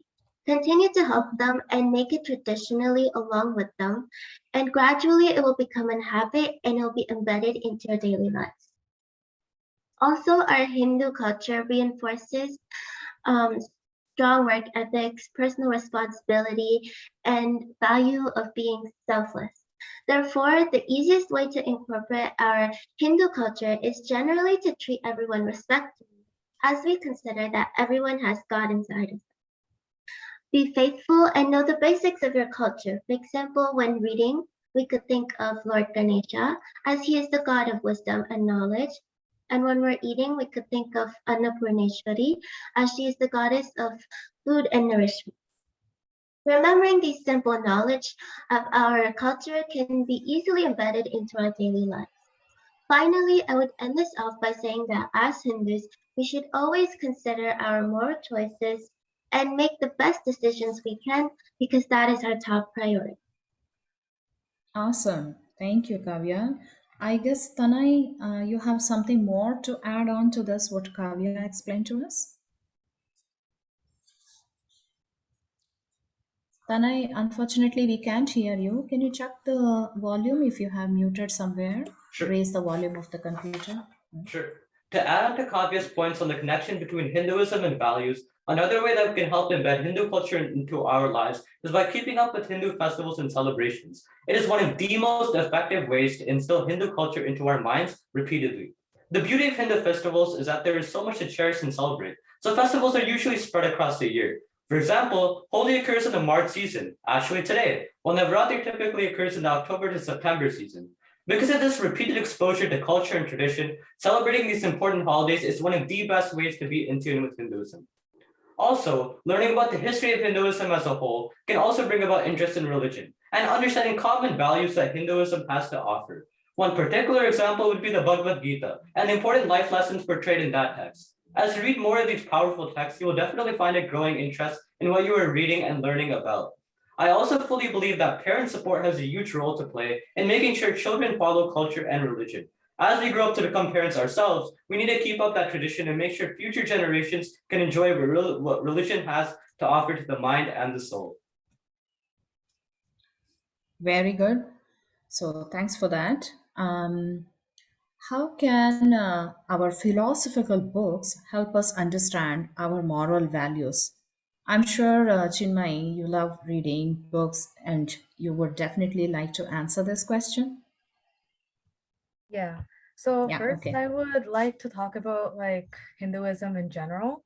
So Hinduism is called Sanatana Dharma, as we all know, which roughly translates to eternal duty. Our Dharma is the essential core of Hinduism, and it is what we follow. In essence, it's our righteousness and our moral and religious duties. Karma, or action, is a part of Dharma and something we must follow. There's a verse in the Bhagavad Gita that says, Karmanye vadikaraste ma phaleshu kadachana ma karma palahetur bhurma te sangostva karmani. So this translates to, you have the right to work, but never to its fruits. Let not the fruits of your action be your motive, nor let your attachment be to inaction. So this relates to morals, as we have the duty to be righteous and moral in the actions we take. So today I would like to focus on the moral of respecting our elders. So some examples of this in our philosophical books is in the Ramayana. Sri Rama went to the forest because his mother Kaikeyi told him to. He respects his mother, so he did not question her decision, even though it was not correct. And in the Mahabharata, we all know the story of Ekalavya, who gave up his right thumb to Dronacharya as Guru Dakshina, as a respect to Guru. You can never refuse what your Guru asks for in Guru Dakshina, because you can never really truly pay back your Guru for the knowledge that they have transferred to you. So there is another saying called Matru Devo Bhava, Pitru Devo Bhava, and Acharya Devo Bhava, which translates to mother is God, father is God, and guru is God. So I think these examples show how our books and their stories show how important moral values are and how we can implement them. Of course, these are extreme cases, but I think they do highlight the morals that we must follow. Of course, there are a lot more moral values that all our texts show, but since for time's sake, this is the only one I'm going to present today. Oh, well, that is really more than what you could cover for today in this limited timing. Definitely, all these books that you mentioned, stories have extreme cases of obedience to the gurus or the elders. But yes, all these stories from our philosophy, Indian philosophy, they could definitely impact on us and to imbibe the moral values. Thanks, Chinmay. May I ask Sindhuja, how can we embrace Sanatana Dharma through our cultural activities? Sindhuja? So one way to do this is understanding portions of traditional philosophical texts like the Mahabharata, Bhagavad Gita, and Ramayana, to name a few, which is a topic I'll be discussing further later on. Another way, when one chants shlokas, the vibrations created by the Shabda Samuha energizes brain activity, which leads to Shanti, aka internal peace. Understanding Hindu concepts that have been popularized in Western countries, such as yoga, karma, and meditation, have become some of the most widely lauded practices originated from Hinduism. Practices such as these should be introduced at a young age so that children understand the importance of Hindu traditions, which result in healthy contributions to mindfulness and a positive life outlook. True. I agree with you very much, Sindhuja. Thank you. Shreya, can you please share your perspective about these cultural activities and Sanatana Dharma through the cultural activities, embracing Dharma? Yeah, sure. So embracing Sanatana Dharma is really, really important. And there are many ways in which you can approach it. So one way that I really like is to take part in traditional art classes, including Carnatic music, Yakshagana, Bharatanatyam, etc. So the main reasons are because it helps to adopt a new hobby and gives us more opportunities to do stage performances where we can showcase our beautiful heritage to the foreign public. And we all know that Canada is a diverse country, so pretty sure that the foreign public will respect our heritage and culture as much as we do. And further, it helps to gain a better understanding of the meanings of songs, epics, and other stories. And one tip I would just give all of you guys is to just be curious to your surroundings, like what we see, what we hear, what we feel every single day, and just question everything to learn more. And this is actually a great segue into my next tip, which is to read more Panchitantra stories and watch more Panchitantra cartoons. And a cool fact that I want to share with you all is that Persians, Germans, and many other Europeans have actually translated these ancient stories into their language to help children understand the important values and morals of life. So if they can do it, we can do it too, right? Yes. So it's really important to remember those precious morals because we don't know when they might be useful in our future, and they might be even helpful to face obstacles that may later come in our life. Awesome. Thanks for the input, Sindhuja and Shreya. Definitely, I agree with both of you. Pramit, can I ask you to talk about challenges that we must overcome to further practice Sanatana Dharma? Anything major, such a decision definitely has its own challenges. Do you agree? So, could you please explain what kind of challenges we might have to overcome and how? Yeah, all right. So, some of the challenges we have to overcome when it comes to preserving our Sanatana Dharma is our own self-doubt. Instead of asking ourselves, is it really worth my time and effort? Don't I have better things to do? We just need to put that all aside and just go for it. Um, Another major thing is modern influences. Society has moved on at a really fast pace, and with it, traditions and cultures have moved on, and as a result, are getting lost. Overcoming what society tells you to be and sticking to your culture is a very difficult challenge to overcome. And finally, our busy schedules. We all have our own lives with work or school, and so we usually put practicing our culture last priority. But finding a way to fit in practices such as meditation can make our busy lives more relaxing and make the whole day much less stressful. Oh yeah, definitely. Thanks for that. These were the experiences I think pretty much with everyone else also gathered here. So, and next question is a little bit interesting one actually. For anything that we follow from our childhood, there has to be somebody or something that stands as inspiration for us to do so. Tanai, would you like to share with us who inspires you to follow Sanatana Dharma? Sure. What inspires you to follow Sanatana Dharma should be something close to you and something that brings you a sense of comfort. A group that inspires me to follow Sanatana Dharma would be the community we have at SPBF here. During the times of peril ensued by the coronavirus, it was always very easy for me to feel stressed and uncertain about what the future would behold. Visiting the temple at SPBF weekly helped bring me a sense of spiritual security. Whether it was getting to meet my friends in the community or chanting to God, the temple inspired me to have a more positive outlook in the most bleak of situations. Learning about the rich stories of God, such as the story of the Vamana avatar, or more lore and dialogue about the Mahabharata, made me feel blessed inside as well. Going to the temple and recognizing that there are others with the same identity as me makes me feel as part of a community and moreover makes me aspire to follow Sanatana Dharma. Well put, Tanai. Kavya, would you like to share your thoughts on this? Your thoughts or say your inspiration? Yes. So personally, I feel first of all, it's my parents' influence and their routines that usually inspired me personally to follow Sanatana Dharma. I also look up to the Annas and Akkas who are elder to me, who are successful. And you yourself can also look up to anyone in our community who's been successful. There is always something part of Sanatana Dharma that they have followed. For example, respect and making moral decisions and etc. Finally, I think the best way to look up and follow Sanatana Dharma is through the stories. I'm sure you've all have heard the name Shankaracharya or Swami Vivekananda or Aryabhatta. These are all historical figures that have followed Sanatana Dharma.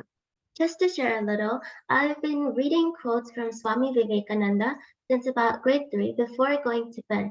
It's like a small habit, and it inspires me to continue my practices of Sanatana Dharma. They can be great inspiration as they have quite powerful messages and allow us to look at Sanatana Dharma from many different perspectives. Thank you, Kavya. Those are important points to be considered, points to ponder over. Chinmay, since you spoke about cooking, I would like to ask this question to you. What are the benefits you think of consuming vegetarian food or maintaining sattvic food diet to reduce the climate change or climate disasters rather? Yeah, so there are many, many benefits that come along with consuming vegetarian and sattvic foods. So one thing is that raising livestock requires a lot of land to be used to feed the livestock compared to the same growth being used to feed humans. A lot of land is saved when a lot of people switch to vegetarian and sattvic diets. And by growing and that same land can be used to grow other things or more food. Another point is that raising livestock also requires a lot more water than simply growing plants. Many people in the world today don't have adequate access to drinkable water, and much of this water is being used to raise livestock. By growing and eating plants instead, water can be saved, and instead of that water being fed to livestock, it can go to people who need it as well. And fewer harmful emissions are released into the atmosphere by plants than livestock. Plants and trees also emit oxygen and can absorb carbon dioxide. That is a greenhouse gas that's a major contributor to global warming. However, animals, on the other hand, produce more greenhouse gases like methane and nitrous oxide, which contributes to global warming. Global warming is one of our biggest problems in the modern world. And I think by the majority of the world switching to vegetarian and sattvic diets, we can significantly halt climate change. And for the reasons listed before, it also saves land and helps people in other ways than just helping reduce global climate change. Nice. I'm glad that you brought the scientific background, and based on the scientific background, you explained why it is so beneficial consuming vegetarian food, just not just thinking about the livestock. So this is definitely a pro perspective to think about and follow. Tanai, could you throw some light on Hinduism having common practices that science can benefit, since we're talking all about the scientific background that Chinmay just placed us now? So could you talk about some practices? Sure. So one of the most important reasons as to why we should continue Hindu practices is because it is consistent with science, and in particular, modern day science. As we transcend into a generation which believes in logic, it is important that religion speaks in the language of science. Hinduism is what we call an idol-centric religion, as the core aspects of Hinduism actually support science. The Bhagavad Gita is a prime example of this, as it is the source of many modern scientific explanations, such as the elements of the earth. Some common practices in Hinduism backed up by science include lighting a diya, touching parents' feet, and saying Shanti 3 times. Let's take saying Shanti 3 times as an example. Saying prayers symbolizes peace in a natural state of being and removes stress altogether. All prayers end by chanting Shanti thrice. It is chanted aloud the first time, addressing the unseen forces. It is then chanted softly the second time to our immediate surroundings. Finally, it is chanted one last time the softest, as it is addressed to oneself. Science indicates that each of these 3 times of saying Shanti helps bring about emotional wellness and emotional awareness as well.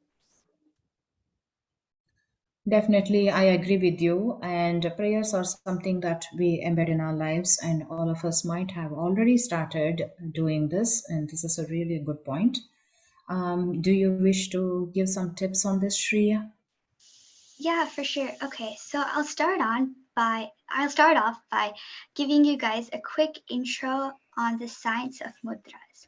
So a cool way to think about it is wellness at our fingertips. So our body contains a lot of energy in the form of electromagnetic waves, and each one of our fingers represents one of the Panchabhutas. So you can relate it to energy elements. So this would be fire, air, ether, earth, and water. So when our fingers are pressed gently, like fingertips, I'm referring to fingertips are pressed gently, or when our fingers are arranged in a certain position or gesture, it's called a mudra. And when this is done, it creates an energy circuit which allows the electromagnetic energy to be distributed throughout our entire bodies and to all the various organs. And you might ask why this is important. Well, it's important because it leads us to miraculous health benefits like improvement of concentration, healing of physical and mental diseases, blood circulation, and reduction of stress, just to name a few. But there are many more. And now you guys know how powerful these mudras are. So I encourage you guys to try it out, maybe at least 5 minutes every day. And if you want more information, I'm going to send a link in the chat for you to refer to. And moving on to my next tip, try and figure out the reasoning behind why we do certain things that are a part of our culture, like applying kumkuma on the forehead. And this will make us realize that there are many, many benefits, like scientific benefits that we weren't aware of before, that we know or we will eventually become aware of. For example, when kumkuma is applied to the forehead, it helps activate what's called the sixth chakra, and it helps the power of intuition, like it helps increase it, and concentration, as well as blood supply to the facial muscles. So just one thing, when we are aware of these things that are benefiting us, we tend to continue practicing it. Therefore, by following this tendency and principle, we will be able to embrace our culture as well as be proud of our heritage. And I myself find this very, very fascinating. And just want to remind you guys that it's really important to stay curious and just ask a lot of questions whenever you can to learn something new. Amazing. So these are definitely the practices which are ancient from very, very, long time ago. They were introduced and they have been continuously practiced. But often we sideline them not knowing exact importance or the scientific reason behind them. We just think that there could be blind beliefs or just practices that came from our great grandma to grandma, and that was passed on to mom, and mom does that, so we do, and we do, so our children do. That's not the way it is, but many of those practices do carry a lot of meaning, scientific reasons behind them, and we should actually take more interest in learning them. Carrying forward, I would like to ask Sindhuja next question. By the way, I'm just hoping that those who all are listening to this session are, amazed with the wonderful facts that we are discussing here. I hope it's definitely raising interest in you and has created a lot of questions also in your mind. At the same time, concern also, and a desire to know more about our own religion, which we didn't think in this perspective before. So Sindhuja, how can practicing Hinduism help teachers reduce global footprint? So as we head into further into the 21st century, global warming and climate change and extension is becoming more of an issue. So how does practicing our faith help stop and fight climate change? Well, promoting sustainable celebrations through eco-friendly initiatives, such as for Diwali, making deepams out of dried cow dung, using clay Ganeshas instead of plaster of Paris and artificial colors, and sharing your celebrations with other creatures. For example, rangolis made out of rice flour created in front of the house can provide a food source for ants and birds, which can be seen as sharing your celebrations with nature. Consuming in moderation, using the concepts of reducing, reusing, and recycling also help.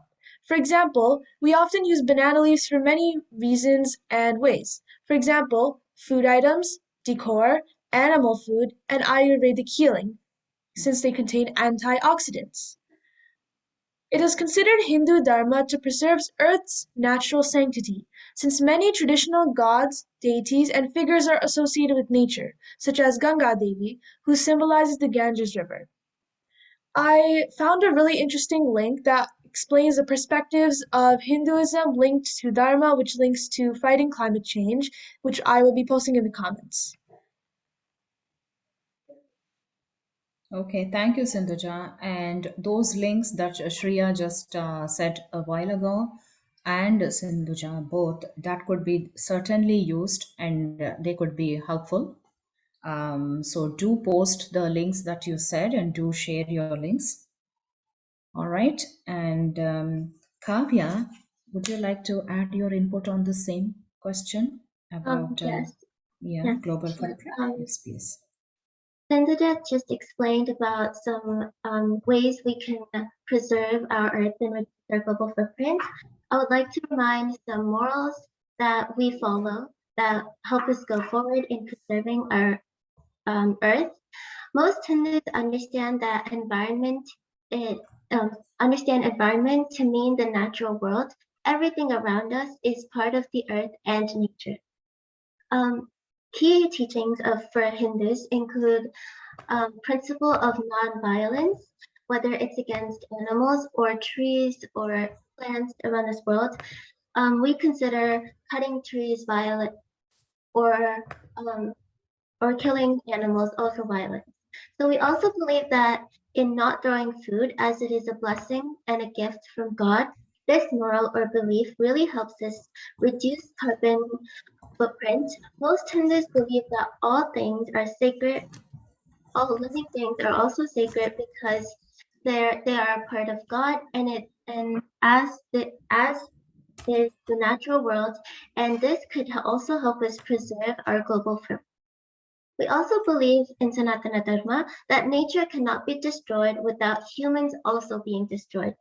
So this moral and belief can lead us to reducing our global footprint.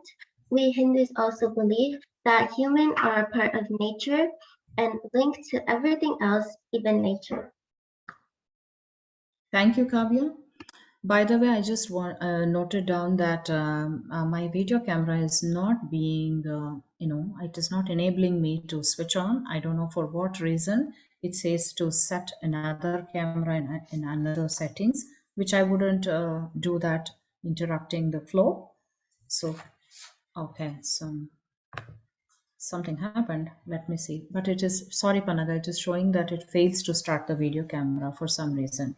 So let's leave it aside. But I would like to ask Sindhuja to explain the 5 strands of embracing Hinduism, because you have focused this on your essay. Yeah. Sindhuja, can you unmute yourself, please? So, Hinduism is widely known for its various philosophical texts, such as the Vedas, Puranas, and Itihasas. The latter means it has happened, such as the Ramayana, Mahabharata, and the Bhagavad Gita. And there's evidence, archaeological evidence, that these have all occurred in North India. They were originally written in Sanskrit and have been translated to other languages over time. However, translating these histories directly to English results in the loss of some source material.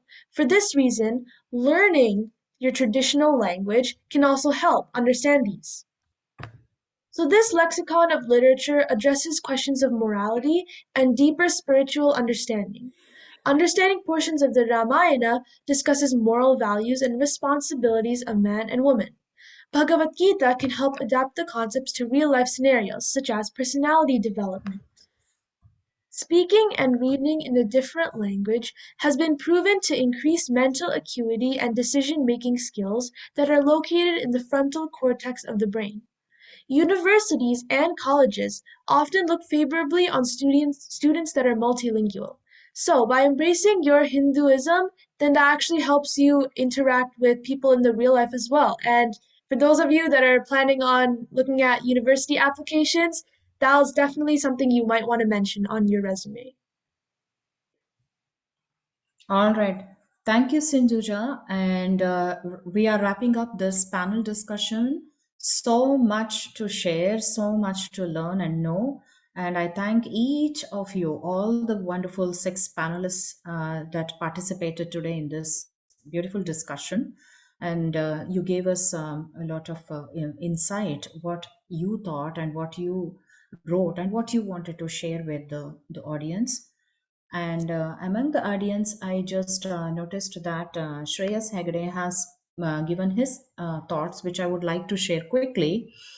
Shreyas has said that learning about Sanatana Dharma can give us a unique outlook into the topics by introducing the opinions and beliefs of other stakeholders.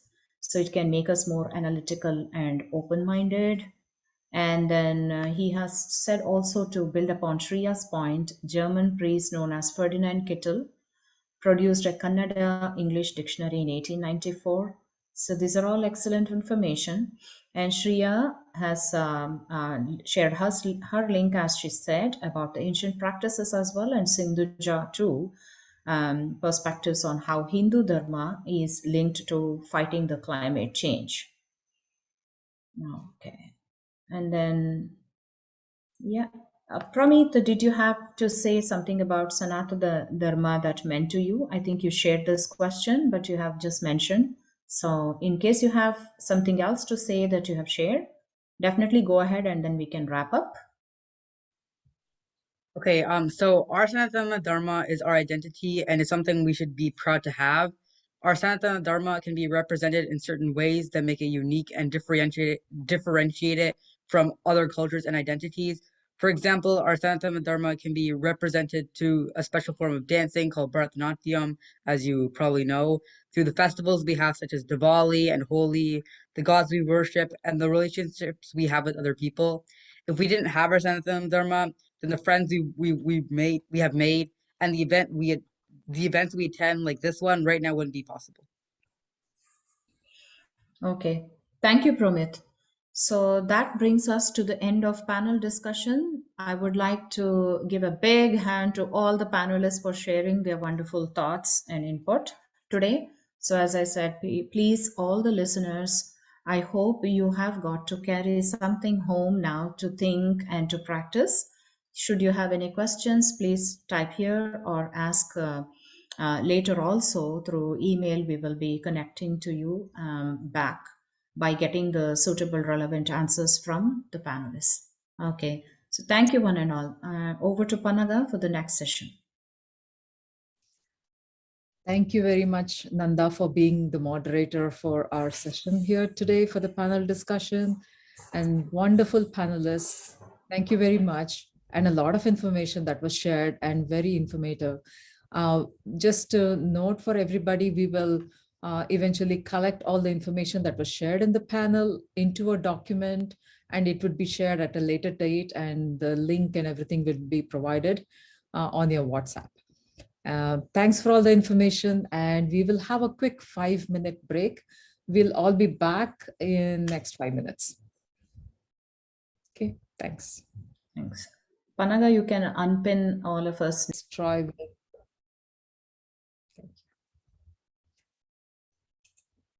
Thank you. So let's have Anirudh Kashyap talk about budgeting. And give me a quick second and I'll share the screen with you, Anirudh.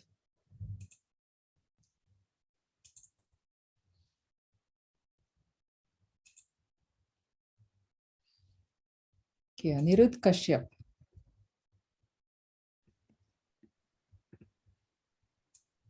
Okay, yes, so my solution is to minimize subscription services, restaurant and clothing slash shopping expenses. I think you should minimize expenses on groceries, minimize expenses on phone and internet bills, apply the 50/30/20 rule, prioritize on his dream vacation, prioritize on buying the Tesla Model Y, and I think you should also deprioritize in buying the new detached home. So Neil should drastically minimize his subscription services, restaurant and clothing slash shopping expenses. These three relevant but unnecessary expenses cost Neil $700, which can be better used when invested or saved for future plans. Subscription services may be important to one's life when it comes to entertainment, and therefore having one or two major subscriptions may be sufficient. It's important to consider that a good Netflix subscription is just around $10, which include most major shows and movies, and will be more than adequate for one's entertainment. This will result in an extra savings of around $90. Neil should also consider minimizing restaurant expenses. $200, although realistic, may not be sufficient when considering Neil's plans. It's also important to consider that Neil's wife is a seemingly good cook as she's thinking of starting a catering business. It may be appropriate to cut down restaurant expenses to no more than $100. This will normally limit him to only one restaurant a month, but it should be sufficient after taking the mentioned multiple aspects into account. Clothing expenses should also be minimized. $300 every month is too much for new clothes. This will result in spending over $3,500 per year on clothes, whereas it could be invested or saved to achieve the big goals proposed. It may be appropriate to advise Neil to, at the very limit, spending $100 per month on clothes only if really needed. Neil should also be suggested to minimize on groceries to a maximum of $200. $200 will be sufficient for his family and him to have 3 good meals every day and will result in savings of $400. I also believe that he should minimize phone and internet bills to $150. Although this is just a $50 difference, it can be very important and relevant to his future plans. $150 will also fetch him some good phone and internet plans from different reputable companies such as Rogers and Telus. If Neil minimizes these expenses, he'll have a savings of around $15.90 every month, which is much better than his previous savings. Neil should also be advised to prioritize his dream vacation to Mexico. He should have a fun retirement, and his vacation can start it off. Buying the Tesla Y should, although maybe a hassle at first, especially when priced at $75,000. But Neil may not have to worry about gas expenses as the Tesla is electric. This will be an investment both environmentally friendly and also may result in savings in the long term. Neil should consider deprioritizing in buying the new detached house. Neil seems like he likes to travel, evident through his desire to travel to Mexico. After buying this detached home, he may not be able to really stay in it, as he may rather want to travel in his retirement rather than being somewhat like stuck at home. I also believe he should apply the basic but helpful 50-30-20 rule. This will result in 50% of one's income going for their needs, 30% going for one's wants, and 20% for savings and or investments, such as, in this case, investing in his wife's business or reliable stocks for future returns. It can also be to save for a vacation. Some of Neil's main priorities can be prioritized in the order of dream vacation first, his son's education, Tesla Model Y, and the detached house. Thank you. Thank you very much, Anirudh. Can I call upon Stuti to talk about time management? Sure. I printed it out, so it's gonna be like very blurry, but I have the piece of paper right next to me, so. Sounds good. So to manage all of his stuff, I decided to make him do things in the morning, so that way he would have more time in the afternoon to like go out with his friends and things like that. I also assumed that when he was going out to play basketball with his friends, it was on Mondays and Thursdays instead of Mondays, Tuesdays, Wednesdays, and Thursdays. So from 5 a.m. to 7 a.m., he does a geography like assignment that's due on Friday. I decided to make him do Monday so that we'd have more time throughout the other days. From 3 p.m. to 4 p.m. he does DECA, and then from 4:30 to 5 o'clock he goes to the park. It also says that he takes 30 minutes to walk home, freshen up, and eat. So I assumed that like walking home would take 5 minutes. If it's like 10 minutes, freshening up would take a couple other minutes as well.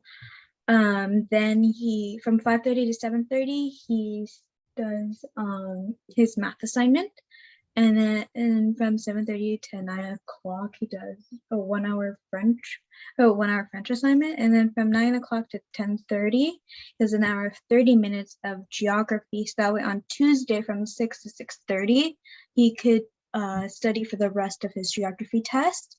From 3 p.m. to 4 p.m. he has STEM club. From 4:30 to 5:45 he has an English essay that he does, and that's due Wednesday. And from 6 to 7 he has piano. 7:15 to 10:35 he studies for his math test and his French test. I believe it's a little okay for him to sleep 5 minutes later than usual because it's still roughly around 10:30. From Wednesday to 6 to 7 a.m. he has his English presentation, and then from 3:30 to 4:30 p.m. he has homework. From 5 p.m. to 7 p.m. he has soccer practice, and from 7:30 to 10:30 he has his geography assignment. And then on Thursday, from 3 p.m. to 4 p.m. he has literacy club. And then from 4:30 to 5 o'clock he goes to the park. 5:30 to 9 he has his math homework and geography. And then for all the homework assignments, I figured they should be done on the day it says they have to be done, because I'm assuming he gets the homework that day and then does it when he goes home. So it didn't make any sense to push it to any other day. And on Fridays from 3:30 to 5:45 p.m. he has his French homework. So that way from 6 p.m. to 8 p.m. he go to the birthday party, and from 8:15 to 10:45 he does the math assignment. I also assume that'd be okay for him to sleep later than 10:30 because it's Friday and the next day is going to be a weekend, so he's not going to be too sleep deprived. Excellent. Thank you very much, Stuti. Very good analysis. Can we call upon Gautam? Gautam? Yeah. So I'll pull your document. So Gautam, we are talking about budgeting. Yes. So the first question was how I can help Neil. So I was just, my basic thing was, since his son is very short while he's in grade 10, so he's like 3 years out from university or post-secondary education, that should be prioritized like number one.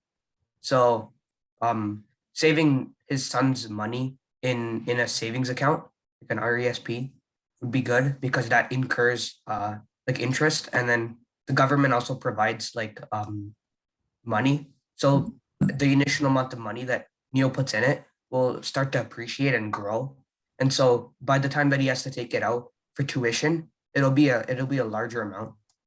And then I also thought that they need to cut back on their outside expenses, which are the restaurants, the sorry, one second.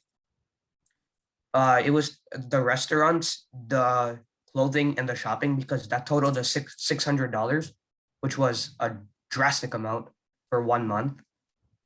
So I thought that you don't need $100 for subscriptions. You don't need $200 for restaurants. So you can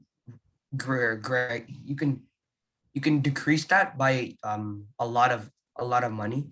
And then also aspirations to buy a Tesla Model Y. They may not be like, it may not be a realistic aspiration because he's pretty old and he may not, and that shouldn't be at the top of his list. So he has to like think about a more sustainable future. So buying the Tesla Model Y shouldn't be on the top of his list. So for the second question, it was about his budgeting advice.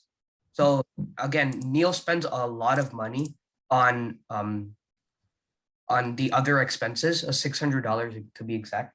So he can decrease this a lot and put more money towards his savings. So putting more money towards his savings can be good for his son's education, his aspirations to buy a detached home, and his bucket list. Well, whatever he wants to do with his bucket list. So if he because so if even if he puts like half of whatever he gets from the like half of the $600, so $300 towards savings, that's still going to be a lot of money toward all of the things that are more necessities in his lifestyle. And then finally, ranking his necessities to things that he does not need. I would say his retirement and his son's education are the most important, because that's the thing that's going to be coming up most quickly. His son's education, like post-secondary, is going to be coming up in like 3-4 years. He'll need to be he'll need to be cautious about that in a very quick time frame. And so needs to consider that the most out of all of his considerations. Next would be the detached house. This is kind of just a lifestyle thing for him. Moving to a detached house from his townhome is just like it's a good thing for him, because then he can sell his townhome for even more money than he bought it for, get a lot of profit from that, put it towards that detached house. And so that's pretty important as well. Then would be the dream vacation, just because this is like something that he's always wanted to do. It's been at the top of his list. And then finally, the Tesla car. I feel like this is the least important, because he doesn't need an expensive car. He's like, I don't think his lifestyle allows for an expensive car, but it could be good in the long run, because he doesn't need to pay for gas. And right now, the prices for gas are drastically increasing. So this would be a smart decision in the long run, but I still don't think it's a good idea to that the Tesla car should be at the top of his list, and that's why it's at the bottom. Very good analysis. Thank you very much, Gautam. Can I call upon Varsha to talk about next fire? By the way, Varsha, among a lot of you, have tried to answer all the questions, and Varsha is one of them. Do we have Varsha? Yeah. Yeah, go ahead, Varsha. Share with us your solution on the Nextfire social media. So the app I wanted to create was called Hyperstream. So the first thing I did was research about the applications that are already in use. So Facebook is a social networking platform that users have been using since the past decade. WhatsApp is also a social media platform for video calls and texts. And TikTok is an application for younger adults to make short videos. So from all this, I was inspired to create an app called Hyperstream. And it's similar to TikTok or Instagram. But there are some features to it, such as increased security, and it's compatible with all devices and operating systems. So its features include short video sharing, image sharing, threads and video calling, text messaging, profiles. So the addition is it has a greater security feature that prohibits unsuitable content and does not allow tracking users from other profiles. Users can only talk to people who they choose to communicate with. And another additional feature I added was that Hyperstream can calculate what you watch, and it provides a detailed report after closing the application. And if needed, you can set a time limit, which will allow you to, when you log out of the app, it will lock it until the next day. So this makes Hyperstream a fun and safe online platform. It's very excellent analysis, Varsha. You know, me being in the IT world, this is a product manager's role, and this is what their regular life is, and a daily day looks like, deciding on what the app should do and how it should be useful and not be a threat. And very well done. Thank you, Varsha. Can you call upon Manish next? Manish to talk about, okay, Manish has multiple submissions and you can pick which one you want to talk about, Manish. Sure. Can I talk about the key to managing time and stress? Yeah.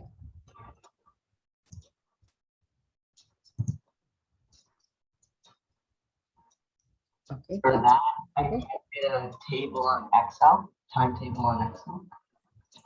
Yeah, go ahead. Do you want to go in detail or give a brief overview?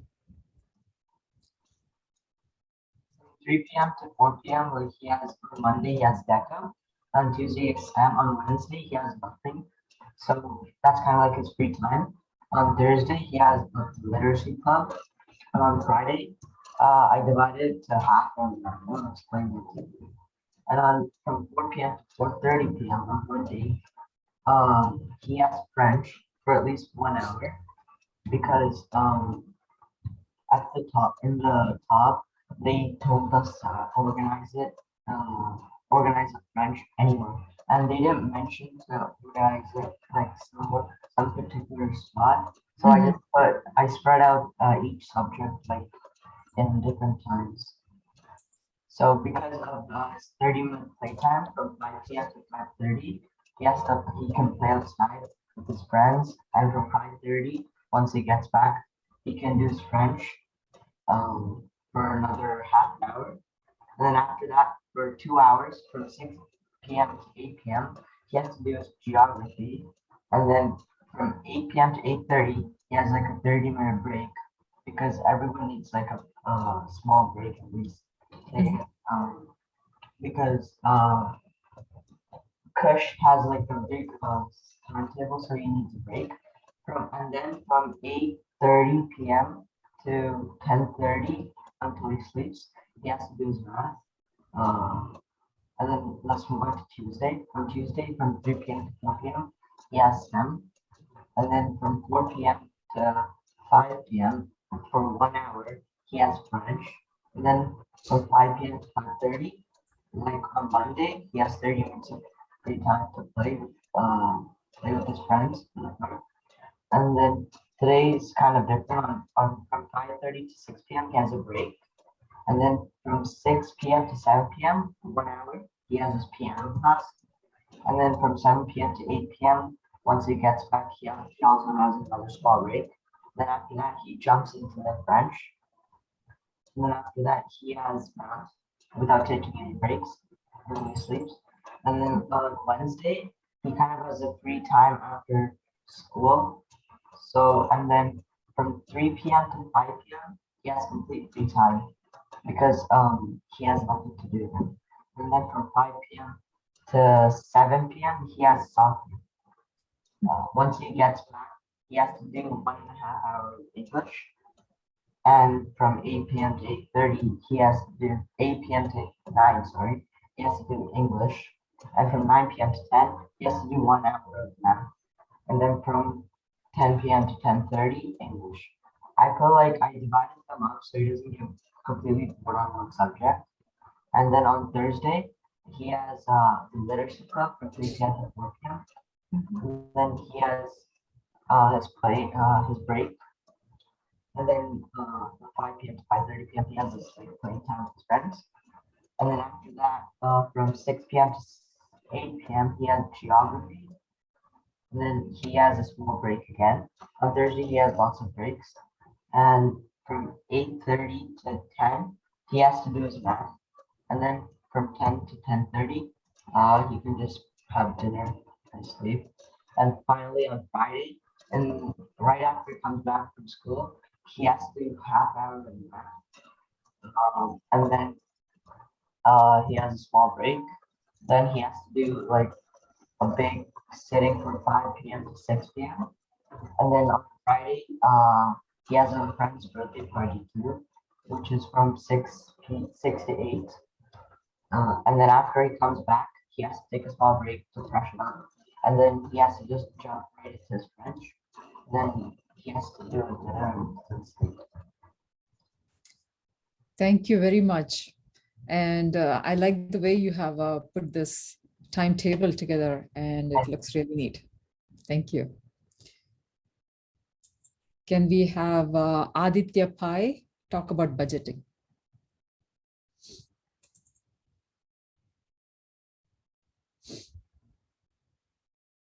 Yeah, let me just there.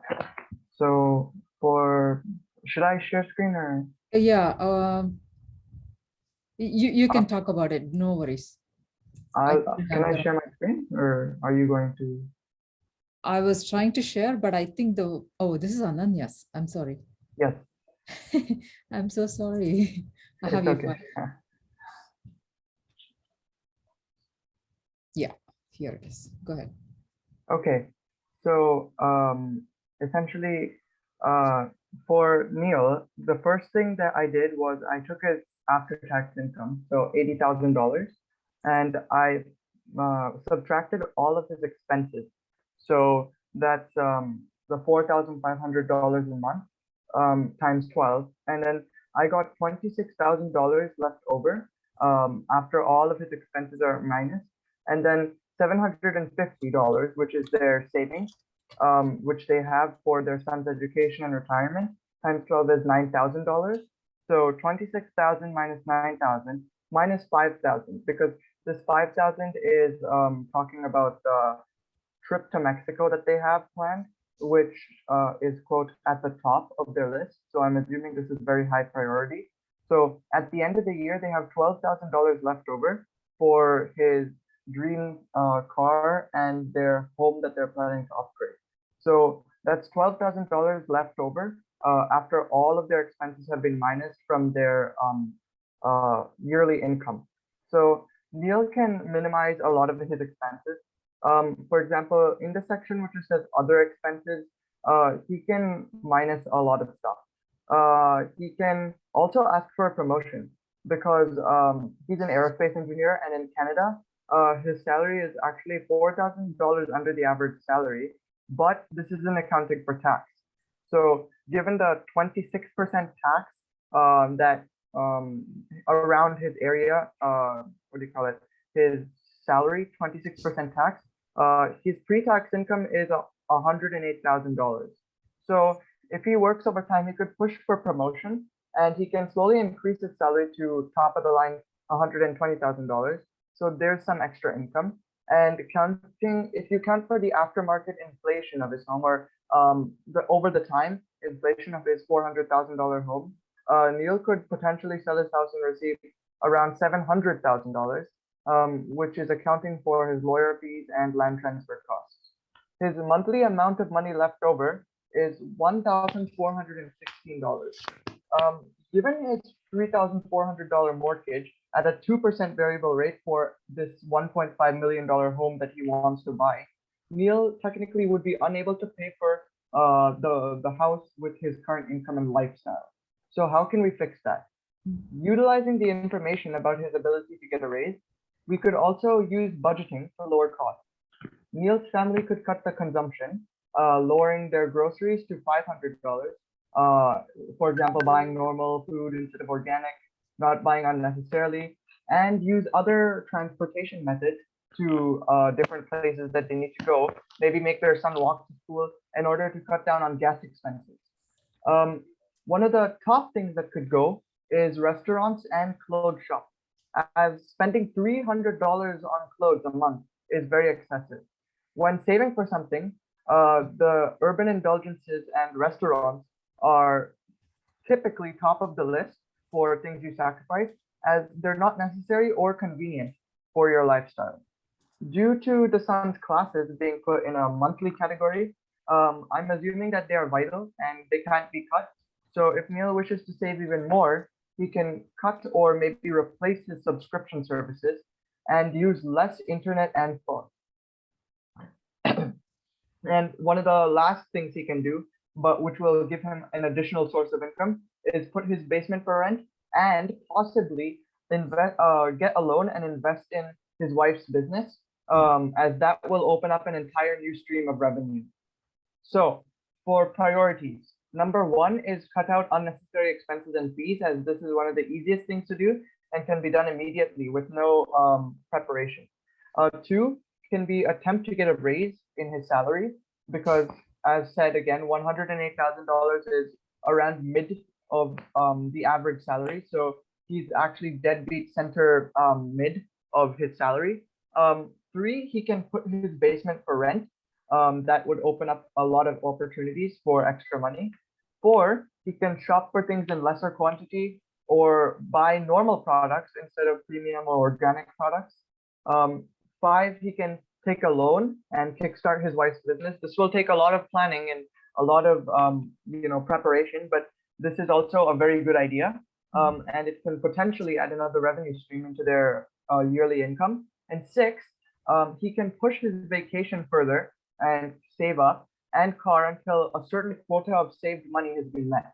And he should follow a rule where he only spends more money when he has an amount of reserve money at the ready, so he can spend whenever he has a certain amount at his discretion. That sounds very good, Aditya. Thank you very much. And you have a lot of good ideas for Neil to maintain his finances. Thank you. Can we call upon Samit? Samit to talk about the app.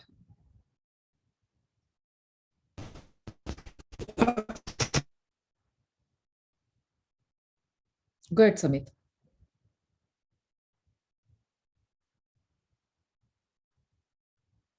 Samit, we are unable to hear you. Maybe you'll have to unmute yourself or go closer. Can you try again? Mic okay? Yeah, I can hear you now.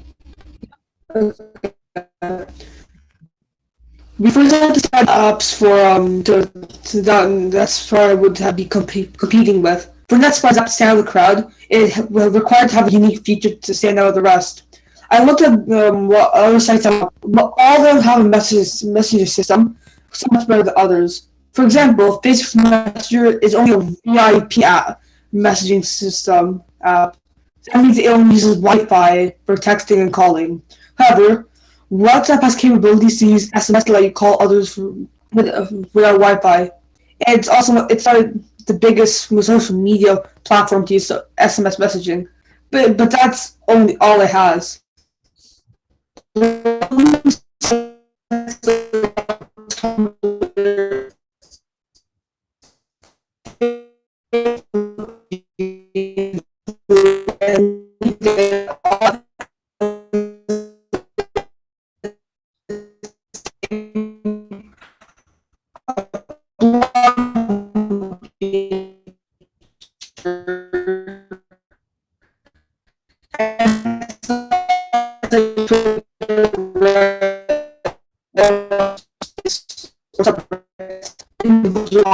To combine these apps, I'm invited to that's my app. But having access to at least 4 VoIP ability messaging for these first.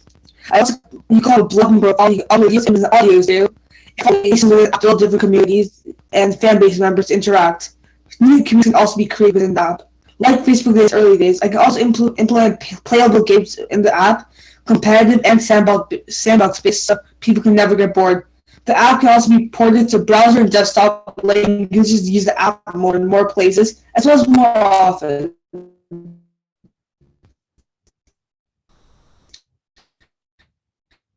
Okay.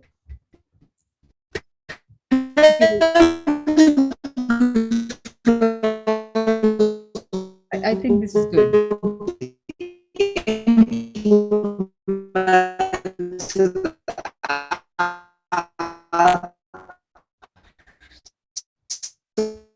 Your voice is breaking up.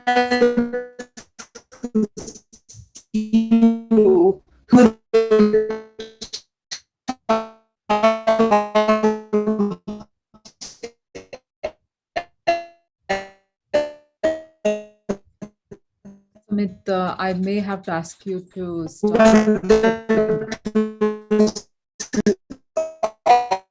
All times. This can be at the SMS messaging, the VIP messaging, or even the in-game.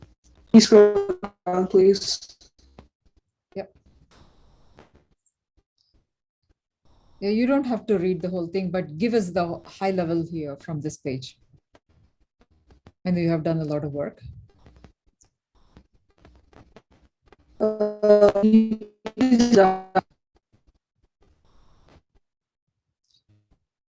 Your voice is cutting off. Panaga, he read the highlights just now, so partially we could hear that. That's what he read just now, this thing. I think he's done. Thank you very much, Samit. It's a lot of work and it's very informative.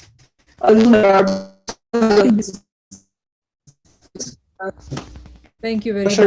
Read it? Appreciate it. You can go, I'm going to ignore all the original. Some advice for a meeting.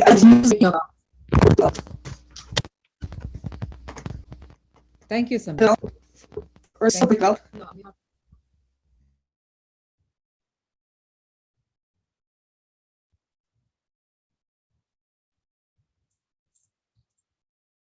Thank you, Samit. I'm going to stop sharing the screen now. Okay. Do you have anything to say?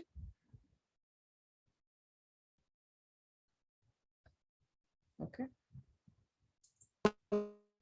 He froze.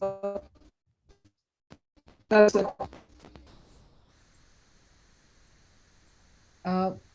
Thank you very much for all our participants who have submitted the case studies. And I'll just scroll the screen here to give you an overview. We have received more than 20 people or 25 people who were very interested, and many of you have worked on multiple case studies, not just one of them.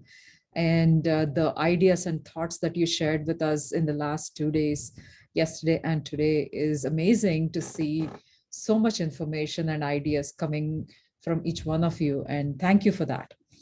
This will conclude the case studies, and let us, in a brief moment, we will start talking about building resilience. So let me start with the screen share. Give me 1 sec, screen share. All right. So we talked about awareness yesterday.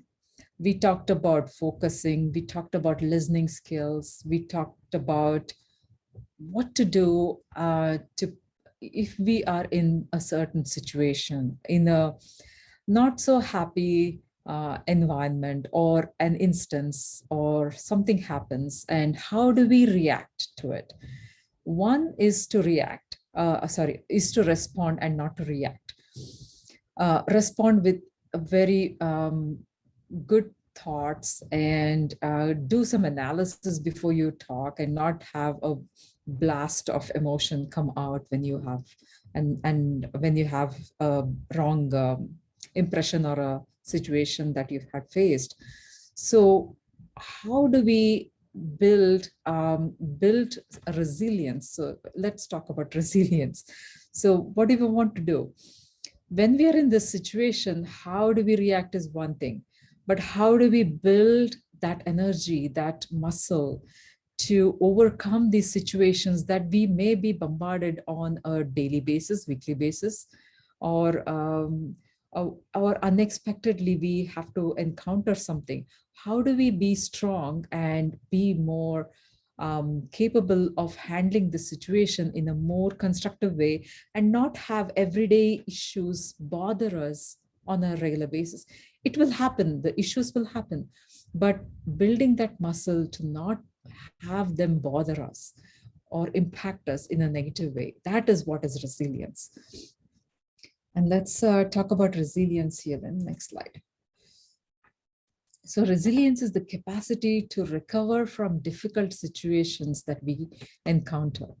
And it is very much compared to climbing a mountain without a trail map. So we are climbing a steep mountain uphill without a map, and we don't know where we are going, but we will get there. And it takes a lot of confidence, a lot of perseverance, a lot of self-motivation to get there, but don't give up.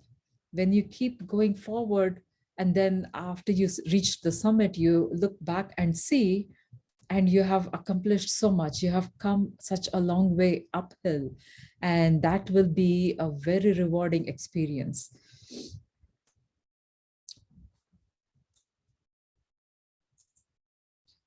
And okay, I want to start with a real quick story, and I have not written the story here, but I have it in the booklet that we shared earlier.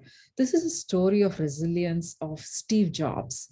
As you all know, Steve Jobs was the founder of Apple, company Apple, and he was the first one back in the 90s, 80s and 90s, where he discovered Macintosh computers, and then he was very successful being the entrepreneur of Macintosh computers, Apple.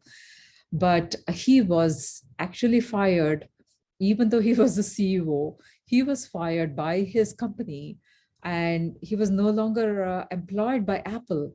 And some of his close friends were very concerned because he put in so many years of hard work, and all the time that he had or money he had earned was all put in for growing Apple as a company.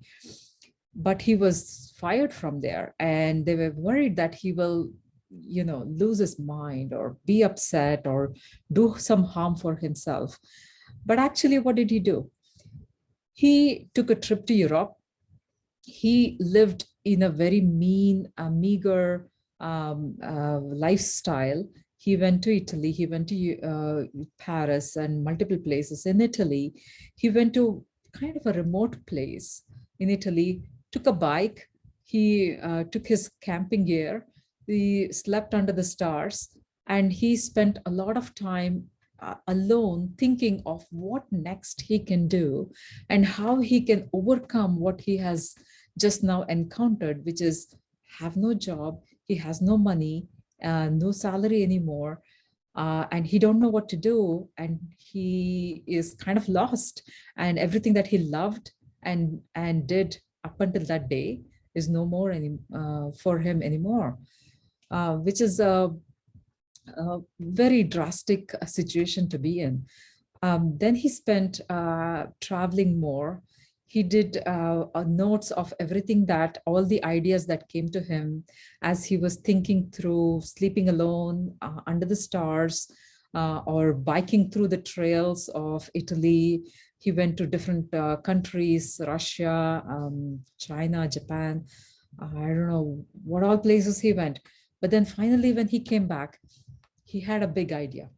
He started this company Pixar, which is now, it is a totally different thing that he did, which was unlike what he did in Apple. This company Pixar became a very big success, and now it releases so many animation movies, very popular among all ages actually, and became a Disney hit. And then he went on to create more different companies, which all became very successful. A few years later, the Apple computer, that company where he was fired from, they welcomed him back and gave him the job of CEO, Chief Executive Officer, to run the company again, because it was not doing well. It was not making any money, and the stock market, all the prices were going down, so they were almost getting bankrupt. Steve Jobs came back. Then he had other good ideas. He invented the Apple iPhone, iPad, the Mac, and all other devices that is now so popular, and brought that company back to being almost number one, and which was almost being bankrupt, becoming a number one company. It's not an easy thing, and you have a lot of competition, and you have to have that courage, perseverance, endurance, and trust in yourself. Trust in your friends, but trust in the idea that you have. You have to change your ideas sometimes, be flexible to change.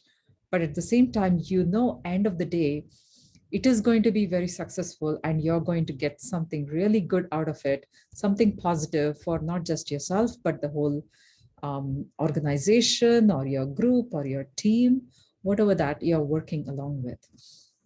And this is a very strong story to remember about resilience. What does resilient people do? What is the features of the resilient people?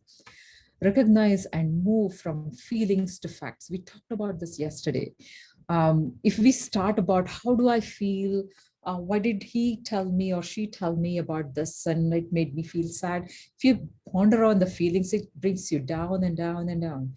But instead you say, what is the problem? How can I fix it? What is the solution? What is the roadblock? What does the rules say? How can I follow the rule and still get there? Is there a better idea, a better approach?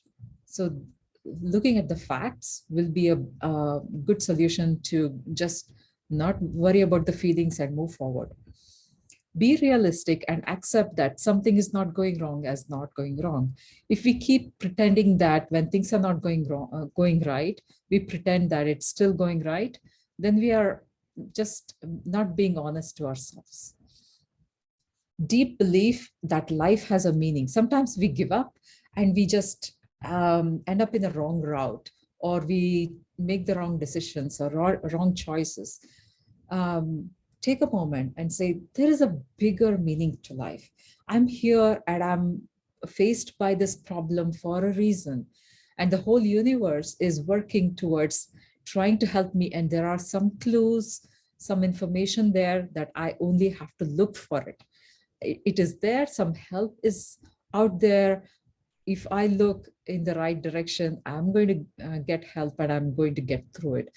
If you believe in this philosophy all the time, you're going to be a winner.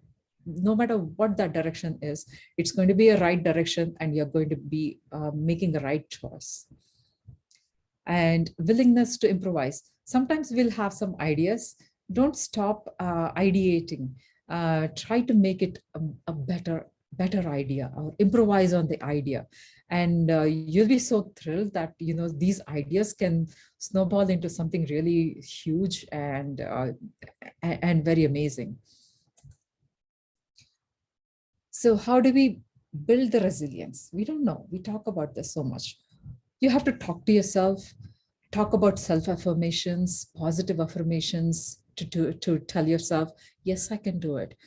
Positive things. Yes, I'm capable of doing this. Yes, I'll find a solution. I will know. Like all the positive motivation that you talk to yourself rather than the negative ones, that positive will build a good impression on your mind and take you to the place where you are blissful and happy and enable you to get the good ideas that you're looking for. You'll have to retrain your mind by doing all the things that we are talking about. It's not easy. It's not a one-time deal. So you have to train your mind again and again and again. And over a period of time, over a few weeks, few months, maybe sometimes a few years, couple of years, to keep doing the same thing over and over and train your mind to get there. So don't expect if you try it once or twice and you're not there and you feel like, I'm going back into the same hole that I was trying to come out of, and how do I do it? Don't give up, because it takes training and it takes practice. What else we can do to strengthen our resilience? You build a positivity list. Whenever good things happen to you or you achieve something, somebody says something good about you or compliments you, start writing it down. Make a journal. Make a list of all the positive things, maybe on a daily basis. What it will do is when you're negative on a certain day, go back to your positivity list and read them. That will motivate you. That will bring you back and spring you back into doing something nice. Create a circle of positivity. Make friends who encourage you Make friends who look at you to the way you are, give you the honest opinion of what that situation is, and help you bring positivity in you. Not somebody who will keep telling negativity about you, but they're honest to tell what is the problem so you can focus on fixing that problem. So build the circle with your buddies, your friends, your classmates, your teachers. It could be family, could be your parents or uncles, aunts, cousins, grandparents. All these build positivity, a circle of positivity who will be supportive of you of what you're planning to do and help you get there. The resilience is about how you recharge, not how you take all the negativity and still be okay. No, when you take a lot of negativity, you have to channelize it out, because when you have and absorb, one day it'll explode, and you don't want that. So when the negativity comes, you'll have to channelize it as, I will focus on this because this is not what I'm looking for. Channelize the negativity out, and how you recharge, how you take time for yourself. There's a lot of points that your participants, the other friends who were in this session talked about, when we have to face so many negative situations during the pandemic. We couldn't go out, there was so much happening in the world that we saw in a very short span of time that was too much to take in. And how did we talk about recharging?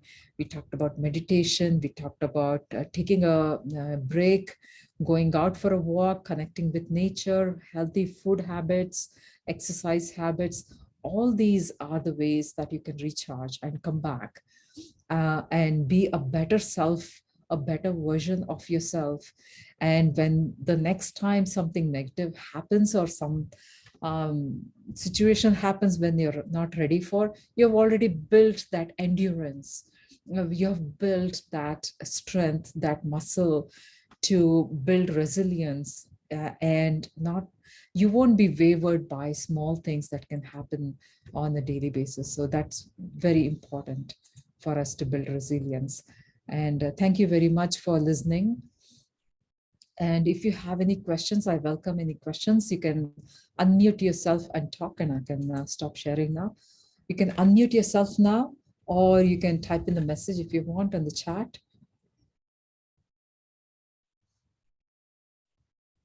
Do we have any thoughts from anybody from the team?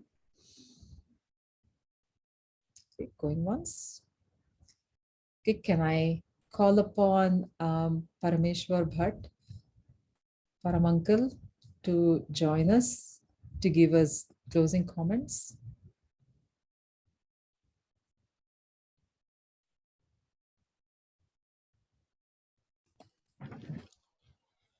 Thank you. Thank you very much, Nanda and Pannaga and all participants. I think it has been 2 days of a very interesting program. I learned a lot from this, and I just couldn't believe the ideas and suggestions and enthusiasm of these youngsters. And if only we can implement these in our daily lives, both inside the house and outside, will be such a better society.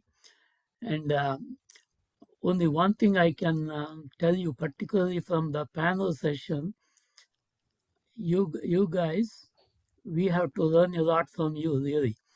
And another thing is to say that to be proud of our ancestry, our religion, our customs and practices. These are not just a haphazard customs developed on the run, but they have so much scientific and cultural basis. And if we can follow some of these practices, we'll be a much better society. So be proud of your religion and ancestry and practices, we are second to none, and we have a strong base. And let us proceed with that strong belief and courage. And I really want to thank all the youth who participated, and of course all the presenters. Now the program is not ending today; it will continue tomorrow. So tomorrow in the temple, we are meeting at the temple. I request all your youth, together with your parents, to come by about 11:15 at the latest. By 11:30, we want to start the panel session. Again, Nanda and Panaga will lead the panel session. This will be an opportunity to let the parents and adults know what you guys are thinking. You may be talking at your own house, but say those ideas in the public, let the parents understand your ideas, and let us follow up. So at 11:30 we will start the panel session, and then after that we'll be very pleased to hand over a certificate of participation to the participants. So that is the program. So gather at least by 11:15 tomorrow, and 11:30 we will start the panel session, and right after that we will have the certificates, and then we'll have some lunch. Okay, so that's the end. The whole program together with the lunch should be finished by 1 o'clock, or just about that time. So this is the program. Let your parents know and invite them to come as well. Okay, Pandaga, that's it from me, and we hope to see everyone tomorrow. Thank you very much, Paramana, for the closing comments. So thank you all for attending the sessions. We will be sharing the documents. I will create a document on the panel discussion and share it with you all. And good comments that we saw from the chat sessions here about Amar Chitrakatha, Panchitantra. Some of the links that has been shared in the comments here will also be compiled together for later. We can access them later, and we will have most of the documents that we have created will be shared on the website, and the link will be provided once we share on the website. The Panchatantra and Amar Chitrakatha, let's try to get some more information, and if we have links that, of some of these books and stories, I will try to find them and share them. Okay. So yeah, one other thing to follow up, as you said, tomorrow I'm going to repeat this. We from SVBF would very much like to invite a few of you, or most of you, to take an active role in implementing some of these ideas. We can either it is the Amal Chitrakatha, or opening up a youth library, or youth meeting room, or things like that. And we would very much like to have some of you to come and help us. So be active. I can only talk about SVBF, but this can expand to a much larger society in general. So thanks very much. Yeah. Sorry, Panaga, to interrupt you. No, this is perfect. And this is fantastic, Paramana, because we want to, this is not the end of it. The Jnana Parampara happens once in a while, 2 days, and then we're done. No, there are, Jnana Spandana. But we have a lot of other initiatives that we want active participation, and your ideas. Ideas matter because you guys bring in a lot of energy and enthusiasm to the programs that we are building. And as Pramana mentioned, there are a few possibilities that we are thinking, but it will be possible when you guys actively participate and take ownership of things. And we'll talk more and we'll share more as the days go by. And very excited. And thank you very much. Yeah. Have a nice day, and we'll hopefully see you all tomorrow. Thank you all. See Okay. you tomorrow. Thank you. Thank you. Bye. Thank you. Thank you. Bye, Pranav. Thanks. Bye, Bye. Samit. Bye. Bye, Samir. Shreyas, Samit. Yeah.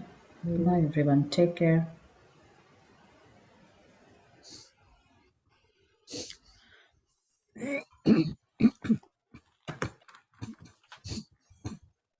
You too. Have a wonderful day.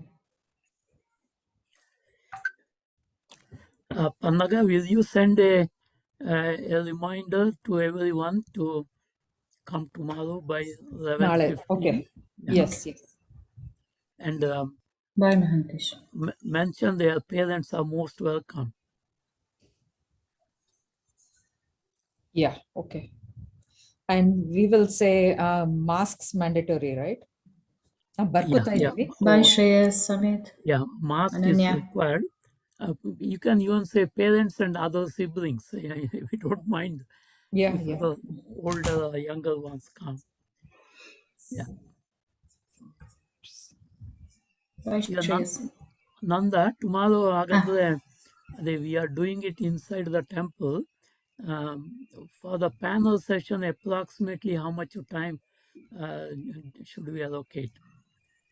If it takes seeing that no other participant among the crowd don't ask any questions, Andre, it is roughly 35 to 40 minutes. Okay, maybe we have to keep 5 to 10 minutes. Some questions Extra. from the floor. Yeah. It may be from other youth or even from parents. Let us not close it. We will Yeah. limit it to 10 minutes or something like that. Okay, sure. Yeah.